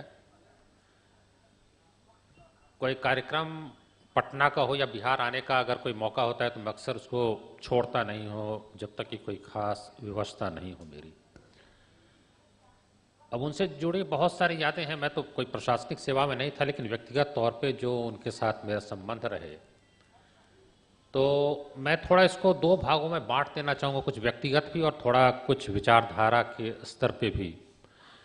क्योंकि मैं प्रशासनिक सेवा के बहुत खिलाफ लिखता रहा हूँ, अपने आर्टिकल्स में बहुत लिखता रहा हूँ कि उसके कुछ सैद्धांतिक कारण है। व्यक्तिगत मैं देख रहा हूँ बहुत सारे प्रशासनिक सेवा के अधिकारी बैठे हुए जिनका मैं बहुत सम्मान करता हूँ, तो व्यक्तिगत रूप से कोई दुर्भावना नहीं है, लेकिन हाँ सैद्धांतिक तौर से मैं शुरू से मानता रहा हूँ कि जिस सेवा का गठन किसी और उद्देश्य से हुआ था, टू परपिचुएट द ब्रिटिश एम्पायर, जिसको हम इंपीरियल सिविल सर्विस कहते थे, और जिस कारण से सुभाष चंद्र बोस ने ICS में सफल होने के बावजूद मना किया था, जबकि उनको पत्र लिखा था, उनको मेजोता कहते थे, शरद चंद्र बोस उनके जो मंझले भाई थे, कि पिताजी चाहते हैं और तुम ऐसा क्यों कर रहे हो। तो एक ही लाइन उन्होंने लिखा था कि I can't take the oath of fealty to the British empire. तो इसमें बहुत सारी बातें इसलिए मैं कह रहा हूं कि सिविल सेवा का क्या मकसद होना चाहिए, इस पर मनोज भाई से बहुत बात होती थी और वो भी इस बात से सहमत थे कि इस पर कोई बहस हुई नहीं बहुत गंभीरता के साथ। कॉन्स्टिट्यूएंट असेंबली में थोड़ी बहुत चर्चा हुई, और चूंकि सरदार पटेल एक बहुत बड़े चैंपियन निकले सिविल सर्विस के, क्योंकि उसमें स्थिति ऐसी थी, पार्टीशन है, दंगे हो रहे हैं, तमाम चीज़ें ऐसी थी कि उनको लगा कि अगर ये सिविल सर्विस नहीं रहेगी, जो स्टील फ्रेम उन्होंने कहा था, ये केरल का ऑफिसर कश्मीर में, कश्मीर का ऑफिसर बिहार में, बिहार का पश्चिम बंगाल में, तो देश की एकता को जो है सो बनाए रखने में मदद मिलेगी। वो स्टील फ्रेम जंग लग चुकी है। माफ करिएगा, कुछ IAS ऑफिसर्स बहुत काबिल हैं और उन्होंने देश के लिए बहुत कुछ किया है। और यही मैं कहना चाहता हूं, जब संविधान की बात होती थी, प्रोफेसर आशुतोष वार्ष्णेय कह रहे थे, जो अम्बेडकर ने कहा था कि कितना भी अच्छा संविधान लिख दो, ये तो पॉलिटिशियंस आर वाइल, और मैं उसमें गवर्नेंस में चूंकि बहुत बड़ी भूमिका ब्यूरोक्रेसी की होती है, अगर वो सही नहीं होंगे तो संविधान तो ऐसे उसको आप जो है सो कूड़ेदान में डाल देंगे, उसका कोई मतलब नहीं रहेगा। इसलिए सारे आपने सिविल राइट्स और फंडामेंटल राइट्स दे दिए, और क्या होता है, संविधान लागू होते ही एक गोपालन की गिरफ्तारी होती है। हालांकि बहुत बड़ा कंट्रडिक्शन है अपने संविधान में कि फंडामेंटल राइट्स चैप्टर में ही प्रिवेंटिव डिटेंशन का भी प्रावधान है, इसीलिए एक गोपालन को अरेस्ट किया जाता है और सुप्रीम कोर्ट भी बचाव में नहीं आ पाता है। अब कहते हैं कि भाई फ्रीडम ऑफ मूवमेंट है, फ्रीडम ऑफ एक्सप्रेशन है, राइट टू लाइफ है, सुप्रीम कोर्ट भी कहता है नहीं नहीं, आपका फ्रीडम ऑफ मूवमेंट तो तब होगा जब आप बाहर हैं, आप जेल के अंदर चले गए तो वो तो खत्म हो जाता है। उन्होंने आर्टिकल 21, 18, 19 सबको अलग अलग कर दिया, और जब उनको बेल मिलती है तो हाई कोर्ट से क्या कहते हैं, वो जैसे ही निकलते हैं जेल 100 मीटर के अंदर दोबारा गिरफ्तारी हो जाती है। तो अगर हमारे ब्यूरोक्रेट्स सही होंगे, समझदार होंगे, तो ये बातें नहीं होंगी। और जैसा भी कई पूर्व वक्ता कह रहे थे कि फाइल पे वही लिखते थे उनको सही लगता था, आज स्थिति बदल गई है। क्योंकि मेरी बातचीत होती है बहुत सारे अधिकारियों के साथ, कहते हैं इतने सीज आ गए हैं, हम क्या करेंगे, सीवीसी, सीआईसी, सीबीआई, सीएजी, हम तो खुद डरे रहते हैं कि एक नोट लिखोगे तो जेल चले जाओगे। तो कम से कम आप तो सही लिखिए ना। अब तो नोट ही ऐसा बनाया जाता है जो मंत्री चाहता है, और वही नोट आप बना करके भेजते हैं, ताकि बाद में कोई पीआईएल हो तो कोई फला हो तो कोई ये हो तो हमारी जान बची रहे। तो वो इनिशिएटिव खत्म हो गया है। इसीलिए मनोज श्रीवास्तव जैसे अधिकारी की जरूरत है कि कम से कम जब दिल से सोचता है, समाज से जुड़ा हुआ है, बातचीत उनसे जो होती थी तो यही सारी बातें होती थी कि आम आदमी को जो है वो फायदा कैसे पहुंच सकता है। 2009 में मैं गया था लंदन G9, उस समय G20 नहीं होता था, G7, G8, G9 भी G20 अभी हो गया है। तो मुझे पता चला कि वो लंदन स्कूल ऑफ इकोनॉमिक्स में, तो मैंने उनको एक मेल किया कि मैं लंदन आ रहा हूँ प्राइम मिनिस्टर के साथ में भी डेलीगेशन में। तो उन्होंने जवाब दिया कि Sudhanshu ji, it's such a great news that you are coming to London. फिर लंदन में गए, उनको फ़ोन किया तो मेरे होटल में भी आए। उस संयोग से होटल का मैनेजर बिहार का था, मुझे पहचान गया था, तो बड़ी खातिरदारी कर रहा था। उसने काफ़ी पल वल भेजा ही किया, बोले अरे आपकी तो बिल्कुल दामादी खातिर हो रही है। मैंने कहा अब ये संयोग की बात है। फिर वो ले गए मुझे लंदन स्कूल ऑफ इकोनॉमिक्स में, फिर हम लोग एक कैफेटेरिया में जाके बैठे, फिर पारिवारिक बातें करने लगे। बेटे का मुझे याद नहीं है कहाँ, किसी बाहर की यूनिवर्सिटी में कुछ एडमिशन का आया था, बोले नीना का फ़ोन आया। नीना रोने लगी कि पैसे कहाँ से आएंगे। अब एक आईएएस ऑफिसर इशारा कर दे तो पैसे की क्या दिक्कत होगी, लेकिन एक ईमानदारी देखिए कि एडमिशन कैसे होगा, और उसके लिए इतनी चिंता है, ऐसे अधिकारी होते हैं। इसलिए मैं कहता हूं कि अगर ब्यूरोक्रेसी सही हो जाए, और बिहार में जो पॉलिटिशियन की बात करते हैं पॉलिटिकल प्रेशर, मैं बिल्कुल इसको नहीं मानता हूं। कम से कम बिहार का जो मेरा अनुभव है, 1990 से लालू यादव की सरकार जब से बनी है, मैंने बहुत सारे अधिकारियों से बात की है, कोई पॉलिटिकल प्रेशर नहीं होता था। क्योंकि पॉलिटिशियन को तो लालू यादव ने जीरो कर दिया, मंत्री की तो औकात नहीं थी। मंत्री बोल क्या सकता था, उनको तो ये कह के हटाया जाता था, अरे लाल बत्ती भेंट गए, बंगला भेंट गए, जा सुत आराम कर। उनकी कोई हैसियत नहीं थी कि वो किसी अधिकारी के ऊपर दबाव डाल दें। शिवानंद भाई बैठे हुए मुझसे ज़्यादा जानते होंगे कि क्या हैसियत थी मंत्रियों की।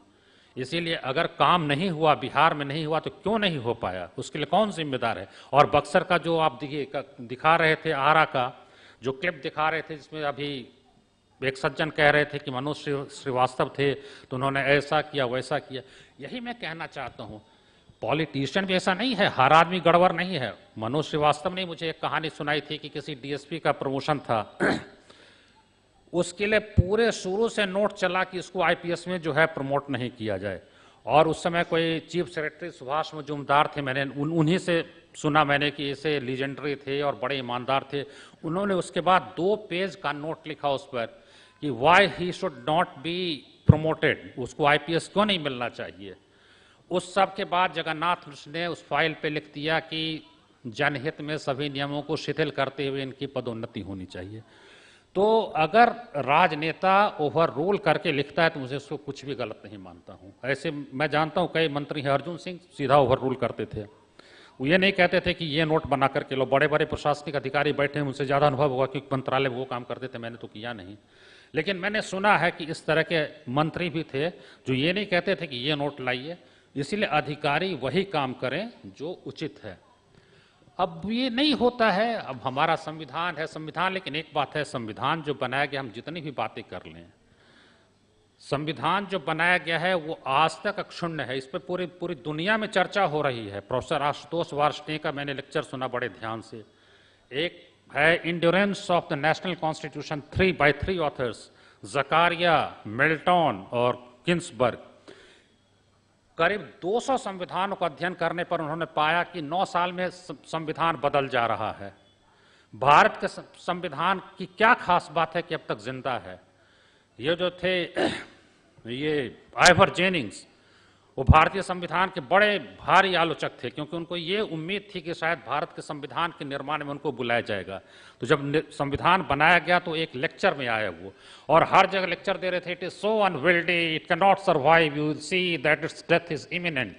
और बीएन रॉय इसका नोट हर जगह बनाते जा रहे थे, अनविल्डी है, फला है, ये है, वो है, बोल रहे थे खत्म हो जाएगा। लेकिन हमारा संविधान अब तक बना हुआ है। और विडंबना देखिए कि वही श्रीलंका का संविधान बनाने के लिए आइवर जेनिंग्स को बुलाया गया, और जिस संविधान को उन्होंने बनाया वो 6 साल में एब्रोगेट हो गया, उन्हीं का बनाया हुआ संविधान। तो हमारे संविधान में कुछ खास, बहुत बार बदलने की कोशिश हुई। 74 में स्वर्ण सिंह कमेटी बनी, बहुत सारे उसमें, और आपको पता है 42वां संविधान संशोधन, 24वां, 39वां और 42वां संविधान संशोधन पढ़ लीजिए कि क्या हुआ। फिर 80 में बहुत बहस चली कि इसको राष्ट्रपति प्रणाली कर दिया जाए, और उसमें 2 बहुत बड़े जो थे संविधान विशेषज्ञ, पालकीवाला और HM सीरवई, दोनों के विचार बिल्कुल विपरीत। पालकीवाला कहते थे किसी संविधान के तहत राष्ट्रपति प्रणाली हो सकती है, और सीरवई कहते थे कि इसके तहत तो हो ही नहीं सकती है। देख लो सारे में क्या है, प्रधानमंत्री की नियुक्ति कैसे होगी, मुख्यमंत्री की नियुक्ति कैसे होगी, कैसे इसको राष्ट्रपति प्रणाली में बदल दोगे। तो हमारा संविधान बहुत बार बदलने की भी कोशिश हुई। अभी भी लोग कह रहे हैं कि एक कोशिश हो रही है, मैं नहीं जानता हूं, खुल करके बातें नहीं आई हैं। लेकिन मैं ये कहना चाहता हूं कि अगर नौकरशाह मनोज श्रीवास्तव जैसे होते हैं, जो जमीन से जुड़े होते हैं, त्रिपुरारी शरण जी बैठे हुए हैं, अभी मैं इनका उपन्यास पढ़ रहा हूं माधोपुर का घर में, हैरान हो कि इनको इतनी पकड़ है मिट्टी की, समाज की एक एक चीज का जो वर्णन मैं पढ़ रहा हूं, मैं इस पर लिखूंगा भी। तो अगर ऐसे नौकरशाह हो जो सचमुच मिट्टी को समझते हो, और बहुत ये नहीं है इकोनॉमिक्स, अब हर व्यक्ति तो आशुतोष वार्ष्णेय की तरह पॉलिटिकल साइंटिस्ट और एडम स्मिथ और अमर सेन की तरह इकोनॉमिस्ट नहीं जानेगा, लेकिन वो इंसान को जानता है। इसलिए बड़े बड़े शायर एक पंक्ति में जो बात कह देते हैं, बड़े बड़े विद्वान जो है 10 वॉल्यूम में नहीं कह पाते हैं। तुलसीदास ने कोई नहीं पढ़ा था इकोनॉमिक्स और पॉलिटिकल साइंस और डेमोक्रेसी, लेकिन संत की परिभाषा दे दी, और मैं उस अर्थ में मनोज श्रीवास्तव को भी संत कहूंगा।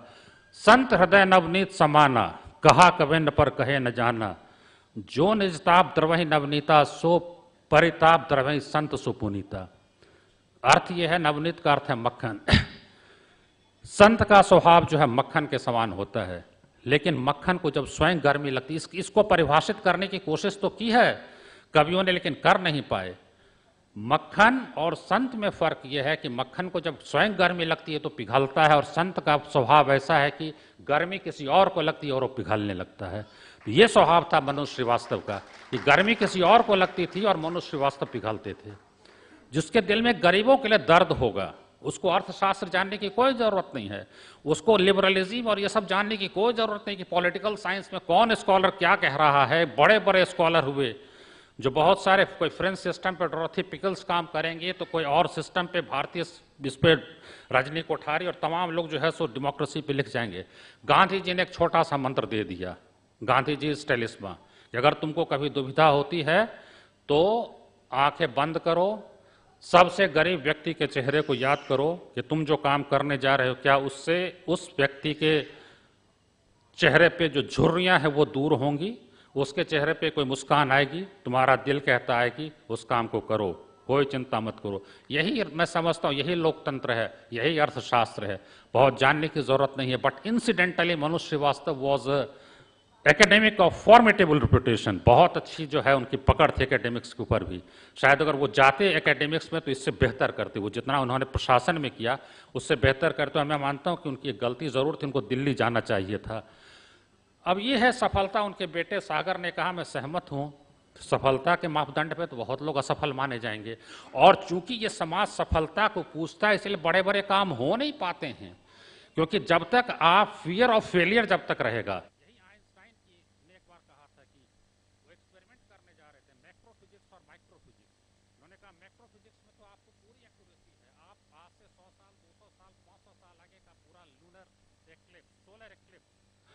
आवाज़ें नहीं जा रही थी?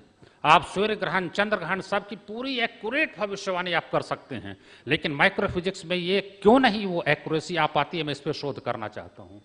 उनके शिष्या ने कहा कि सर ये काम मत करिए। उन्होंने कहा क्यों? आप सफल नहीं होंगे। आइंस्टाइन ने कहा तुम ये रिस्क नहीं ले सकते हो, I am a Nobel laureate, मैं करूंगा, मुझे कोई डर नहीं असफल होने का, I have no fear of failure. और जो फियर ऑफ फेलियर जहां होता है वो कोई बड़ा काम नहीं कर पाता है। इसीलिए जयप्रकाश नारायण की डायरी जो उन्होंने 1975 में चंडीगढ़ जेल में लिखी थी, उसमें एक कविता है, जीवन विफलताओं से भरा हुआ है, सफलताएं जब कभी आई निकट, दूर ठेला है उन्हें निज मार्ग से, तो क्या वो मूर्खता थी? नहीं, सफलता और विफलता की परिभाषाएं भिन्न है मेरी। इतिहास से पूछो कि बन सकता नहीं था प्रधानमंत्री क्या, पर मुझ क्रांति शोधक के लिए कुछ अन्य ही पथ मान्य थे, उद्दिष्ट थे। जग जिन्हें कहता विफलता थी, शोध की वे मंजिलें, मंजिलें वे अनगिनत हैं, गणतव्य भी अति दूर है। रुकना नहीं मुझको कठिन अवरुद्ध जितना मार्ग हो, तो तुष्ट हूं अपनी विफलता पर यदि स्वधर्मी क्रांतिकारियों का कंटकाकीर्ण मार्ग सुगम बना जावे। विफलता से नहीं डरिए और किसी को डरना नहीं चाहिए। और यही शायद मुझे लगता है कि मनोज श्रीवास्तव का मंत्र था, इसलिए उन्होंने दिल्ली जाने की बात नहीं सोची।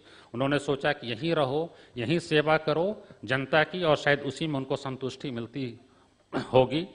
और मैं फिर से पुनः धन्यवाद देना चाहता हूँ नीना जी को। तो मैं मानता हूँ कि वो साक्षात देवी हैं। इतनी विनम्रता, विनम्रता को ये परिवार परिभाषित करता है। उनके पिताजी डीएन साहब, विनम्रता मतलब समझ में मुझे नहीं आता है। वो गवर्नर, मैं उनके घर पे गया, बाहर आके मेरी कार का दरवाजा खोल दिया, जो मैं तो सिटिंग गवर्नर, मैं हैरान हूं। और मैं जातिवादी की चर्चा करना नहीं चाहता हूं, लेकिन मैं अपनी ही जाति के लोगों से परेशान रहता हूं। ऐसा दिमाग खराब हो जाता है उनका, थोड़ी सी सफलता मिलती है। लेकिन ये लोग ऐसे हैं जो घमंड के सारे कारण होते हुए भी घमंड का कोई लेश मात्र नहीं, उनमें, उनके पति में, परिवार में, हर। इसलिए बहुत कुछ सीखने की ज़रूरत है उनसे और उनके परिवार से। मैं अपनी विनम्र श्रद्धांजलि देता हूं। बहुत धन्यवाद।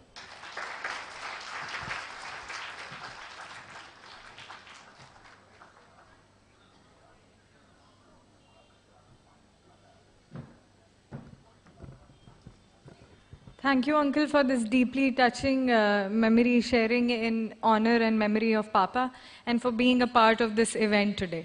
I would now like to invite Dr. Bijay Kumar Chaudhary, Executive Director, Bihar Heritage Development Society. He's a renowned archaeologist who has directed and supervised the excavation of various notable sites in more than 30 districts in Bihar. An alumnus of JNU, he has previously also served as the director of KP Jaiswal Research Institute, Patna. Uncle and Papa have shared an intellectual association and close friendship with each other in Patna, where they met frequently and discussed and debated issues of social and political relevance. We are honored to have you here today, Uncle.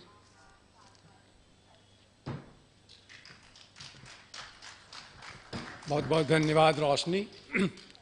मुझे लगता है कि सबसे पहले मैं नीना जी को और उनके परिवार को धन्यवाद देता हूं, क्योंकि मुझे लगता है कि जिस तरह से मनोज जी को याद किया जा रहा है, मनोज जी को ये रुचता, उनके टेस्ट के, उनके सरोकार के हिसाब से पिछले 3 साल से मनोज जी को याद किया जा रहा है। इसलिए विशेष रूप से मैं उनके परिवार को बधाई देता हूँ।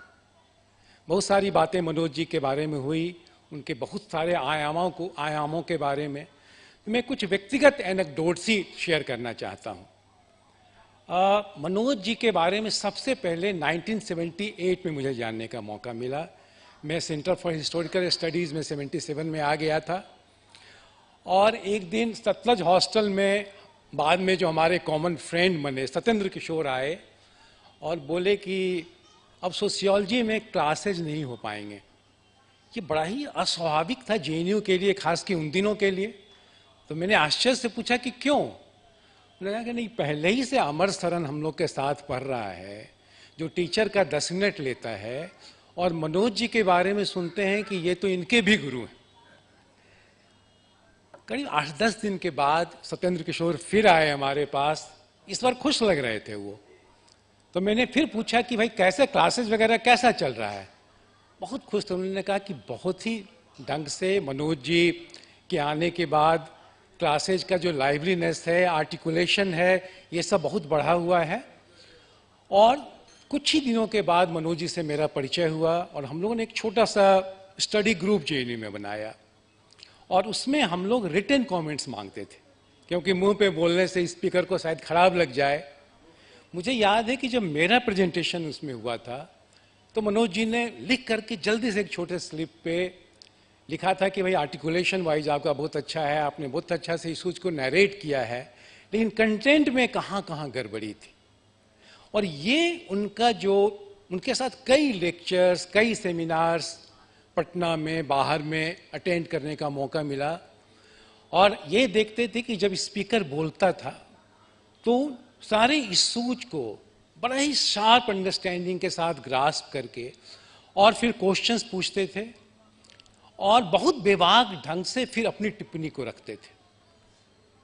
कुछ लोगों को लग सकता है कि अपनी टिप्पणी से स्पीकर को ब्लास्ट कर देते थे, लेकिन ऐसा नहीं था। मैंने ये भी देखा कि स्पीकर के प्रति उनका जो व्यक्तिगत रिस्पेक्ट था उसमें कहीं कोई कमी नहीं आती थी। ये एक अद्भुत कॉम्बिनेशन था कि एकेडमिकली, एनालिटिकली बहुत ही डिवास्टेटिंग कमेंट्स कर सकते थे, वो बहुत ही शार्प क्रिटिक कर सकते थे, लेकिन उस आदमी के व्यक्तित्व के बारे में उनका जो रिस्पेक्ट है वो कहीं खत्म नहीं होता था।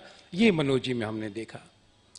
जब आरा में अपना लेजेंडरी टेन्योर वो पूरा करके यहाँ पटना आए तो कुछ मोह भंग तो उनका उस समय हो गया था। तो हम लोगों ने यहाँ पे एक बिहार स्टडी सर्किल करके चलाया और कई मित्र यहाँ बैठे हैं जो उस बिहार स्टडी सर्किल में शामिल थे और लगभग 5-6 साल हम लोग हर एक महीने किसी न किसी इशू पे डिस्कशन करते थे। और मेरा ख्याल है कि एन सिन्हा इंस्टीट्यूट में जो वो शाम हम लोग बिताते थे वो हम लोग के लाइफ की एक बहुत ज़बरदस्त मेमोरी है। मनोज जी की एक जो दूसरी खासियत थी कि वो बड़े जीवंत थे, जैसा कुछ बहुत सारे वक्ताओं ने यहाँ बताया। किसी भी गेट टुगेदर में, किसी भी बैठक में अगर आपको ठहाकों की आवाज़ आ रही है, जोर जोर से बातचीत, एनर्जेटिक वे में बातचीत करने की आवाज़ आ रही है, तो मनोज जी उस कॉर्नर में होंगे। लेकिन दोस्तों मैंने ये भी देखा कि कभी भी हंसी मजाक वो बहुत करते थे। जेएनयू एलुमनाई का जब यहाँ मीट होता था तो भोजपुरी में वो बड़ा ही कॉमिकल वे में अपनी चीज़ों को प्रेजेंट करते थे और लोगों को हंसाते थे। लेकिन व्यक्तिगत से व्यक्तिगत बातचीत में उनको हमने कभी फुहर होते हुए नहीं देखा और उनका जो एक स्तर था बातचीत का वो कभी भी हमने उसको कंप्रोमाइज करते नहीं देखा। ये एक अद्भुत कॉम्बिनेशन था और हमको ये लगता है कि इसकी वजह ये थी कि कुछ बेसिक लाइफ वैल्यूज के साथ वो जुड़े हुए थे और जहाँ तक मेरी समझ है कि उनमें किसी भी कॉज के प्रति एक बड़ा ही कमिटमेंट था। किसी भी काम को पूरी निष्ठा के साथ, एक अदम्य ऊर्जा के साथ काम करने की उनकी क्षमता थी। और हो सकता है कि उनके साथ काम करने वाले कुछ लोगों को परेशानी होती होगी जो उनके बेस में काम नहीं कर रहे होते हैं। इसके अलावा जैसा बहुत लोगों ने कहा है और हमसे ज़्यादा यहाँ उस आयाम के बारे में लोग जानते हैं कि एक ट्रांसपेरेंट और एक एफिशिएंट गवर्नेंस के लिए बहुत ही कमिटेड थे वो। तो इस तरह के वैल्यूज को लेकर के हमेशा मनोज जी चले और इंस्पायर करते थे। अपने आसपास के जो लोग थे उनको इंस्पायर करते थे, कोई शक नहीं है। मुझे एक व्हाट्सएप मैसेज उनके चले जाने के बाद मुझे याद आया कि देखना चाहिए। हम लोग की दोस्ती उस समय हुई जब व्हाट्सएप का ज़माना नहीं था, लेकिन व्हाट्सएप जब आया तो हम लोग उस पर एक्सचेंजेस करते थे। तो उसमें मुझे ध्यान था कि मनोज जी ने जो बिहार के हिस्ट्री और आर्कियोलॉजी के फील्ड में थोड़ा बहुत हमने जो काम किया उसको बहुत अप्रिशिएट करता हुआ उन्होंने लिखा था, लेकिन साथ ही आगे जो उनकी अपेक्षा थी कि इसके आगे क्या काम हमको करना है, किस तरह से गंभीरता से इस काम को और बढ़ाना है, इस पे भी लिखा था। मुझे दुख है कि वो मैसेज जो ऑटो डिलीट का ऑप्शन होता है उसमें ख़त्म हो गया, लेकिन निश्चित रूप से ऑटो डिलीट होने से कोई मैसेज मनोज जी की जो याद है, जब भी मनोज जी की याद हमको आती है या आएगी तो मुझे लगता है कि दो चीज़ हमेशा हमको मोटिवेट करेगा। एक तो स्ट्राइव फॉर एक्सीलेंस, मतलब कि बेस्ट परफेक्ट की तरह ही वो स्ट्राइव करते थे। और दूसरा कि कुछ core human values, social values के साथ जीना है, ये हमेशा हमको इंस्पायर करेगा। तो मैं अंत में मनोज जी को सप्रेम नमस्कार करते हुए अपनी श्रद्धांजलि देता हूँ। बहुत बहुत धन्यवाद।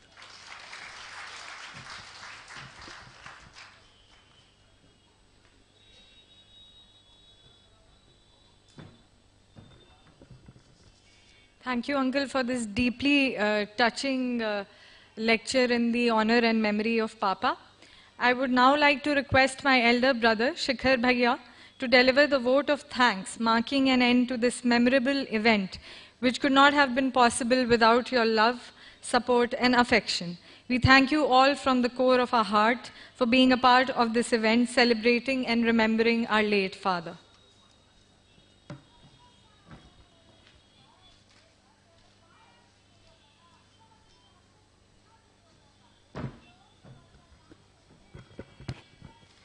नमस्ते। शीशे तराशने का हुनर सब देखते हैं, हाथों में लहू कितना कोई नहीं देखता। और एक फॉर्मल वोट ऑफ थैंक्स देने के पहले मैं कुछ चंद शब्द आप लोगों के समक्ष रखना चाहता हूं। और मैं ये कहना चाहता हूं कि हर साल हम लोग ये इवेंट, आप इसे इवेंट कहें या कार्यक्रम कहें, जो हम लोग annual Manoj Srivastava memorial lecture के नाम से हम लोग इसे कंडक्ट कराते हैं, ये एक मेमोरियल लेक्चर या इवेंट से ज़्यादा हमारे लिए काफ़ी एक इमोशनल अफेयर हो जाता है। और ये इवेंट का इमोशनल होना सिर्फ कारण ये नहीं है कि इस पूरे प्रोसेस के दौरान हम लोग पापा की कई सारे मेमोरीज को रिविजिट करते हैं और कई सारे यादें जो हैं वो तरोताज़ा हो जाते हैं, पर उसका एक महत्व इसलिए भी है और हमारे लिए इमोशनल होने का कारण इसलिए भी हो जाता है क्योंकि हर साल जब ये इवेंट होता है तो आप लोग उतने ही गर्मजोशी से, उतने ही संवेदना के साथ और उतने ही सपोर्ट और इमोशंस के साथ आप लोग प्रेजेंट होते हैं और इसमें पार्टिसिपेट करते हैं, जो कि हमारे लिए बहुत महत्वपूर्ण है। और इससे ज़्यादा खुशी की कोई बात नहीं हो सकती है। और उससे भी ज़्यादा जिस तरह का बात पापा के लिए बताया जाता है या बोला जाता है, जो हमारे स्टीम गेस्ट्स हैं, स्पीकर्स हैं, हर बार ये हमें एहसास दिलाता है कि आपके दिल में पापा के लिए क्या महत्व है, क्या आप लोग उनके लिए फील करते हैं, वो हमें और भी खुशी प्रदान करता है और उससे हम नेचुरली बहुत गौरव फील करते हैं और हमें बहुत प्राउड फील होता है। और ये सबसे महत्वपूर्ण है हमारे लिए। और हम आशा करते हैं कि आपका सपोर्ट बना रहे, आप लोग हर साल इस इवेंट में आते रहें उतने ही इंथुजियाज्म के साथ, ताकि आने वाले कई वर्षों तक हम लोग पापा के लेगेसी और मेमोरीज को रिविजिट करें। यही हम आशा करते हैं। And now I would like to express my deep sense of gratitude to Professor Ashutosh Varshney sir for taking out time from his hectic schedule and for enlightening us with his deep insights and wisdom on Indian democracy and its strengths and weaknesses, and also for sharing such moving and vivid memories of the time spent with Papa. I would like to mention a deep sense of gratefulness to Professor Anand Kumar sir for sparing his valuable time for sharing such heartwarming and personal memories from the many years he has spent with Papa. I would like to thank Honorable Minister Shri Sunil Kumar ji for gracing this occasion and sharing memories of his association with Papa. I would also like to extend a heartful thanks to the respected and dear batchmates of Papa, Shri Gurjeet Singh sir, Shri Satish Agnihotri sir, Shri Rajyavardhan Sharma sir, for taking out time from their busy schedule and sharing warm memories related with Papa. I would like to express our thanks to Papa's dear colleague, Shri Arvind Kumar Chaudhary, for taking out time from his schedule and gracing us in today's event. I would like to thank Shri Sudhanshu Ranjan ji, veteran journalist, and Dr. Bijay Kumar Chaudhary ji, renowned archaeologist and social activist, for sharing warm anecdotes of the memories that they had shared with Papa over the years spent with him. We are also immensely thankful to Srimati Harjot Kaur Madam, ACS Art and Culture, Shri Pranav Chaudhary, Senior Journalist, Dr. Farhat Harsan, Director, International School, Shri Vinay Kumar, Engineer, Department of Building, Mr. Sashikant Prasad, and several other people for their support in organizing this event today. We are also very grateful to the entire team and support staff of Hotel Moria, especially Shri B.D. Singh, Shri C.P. Sinha, Ms. Neelam Singh, Shri Mukesh Dubey, and Shri Ashish, without whose support this event would not have been possible.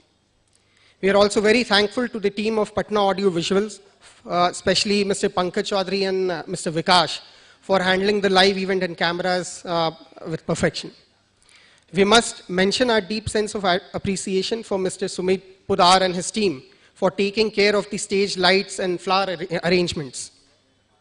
We are also very grateful to the entire team of Equity Foundation, especially Mr. Kumar Gaurav and Mrs. Deepika Jha, for their constant support in organizing the event.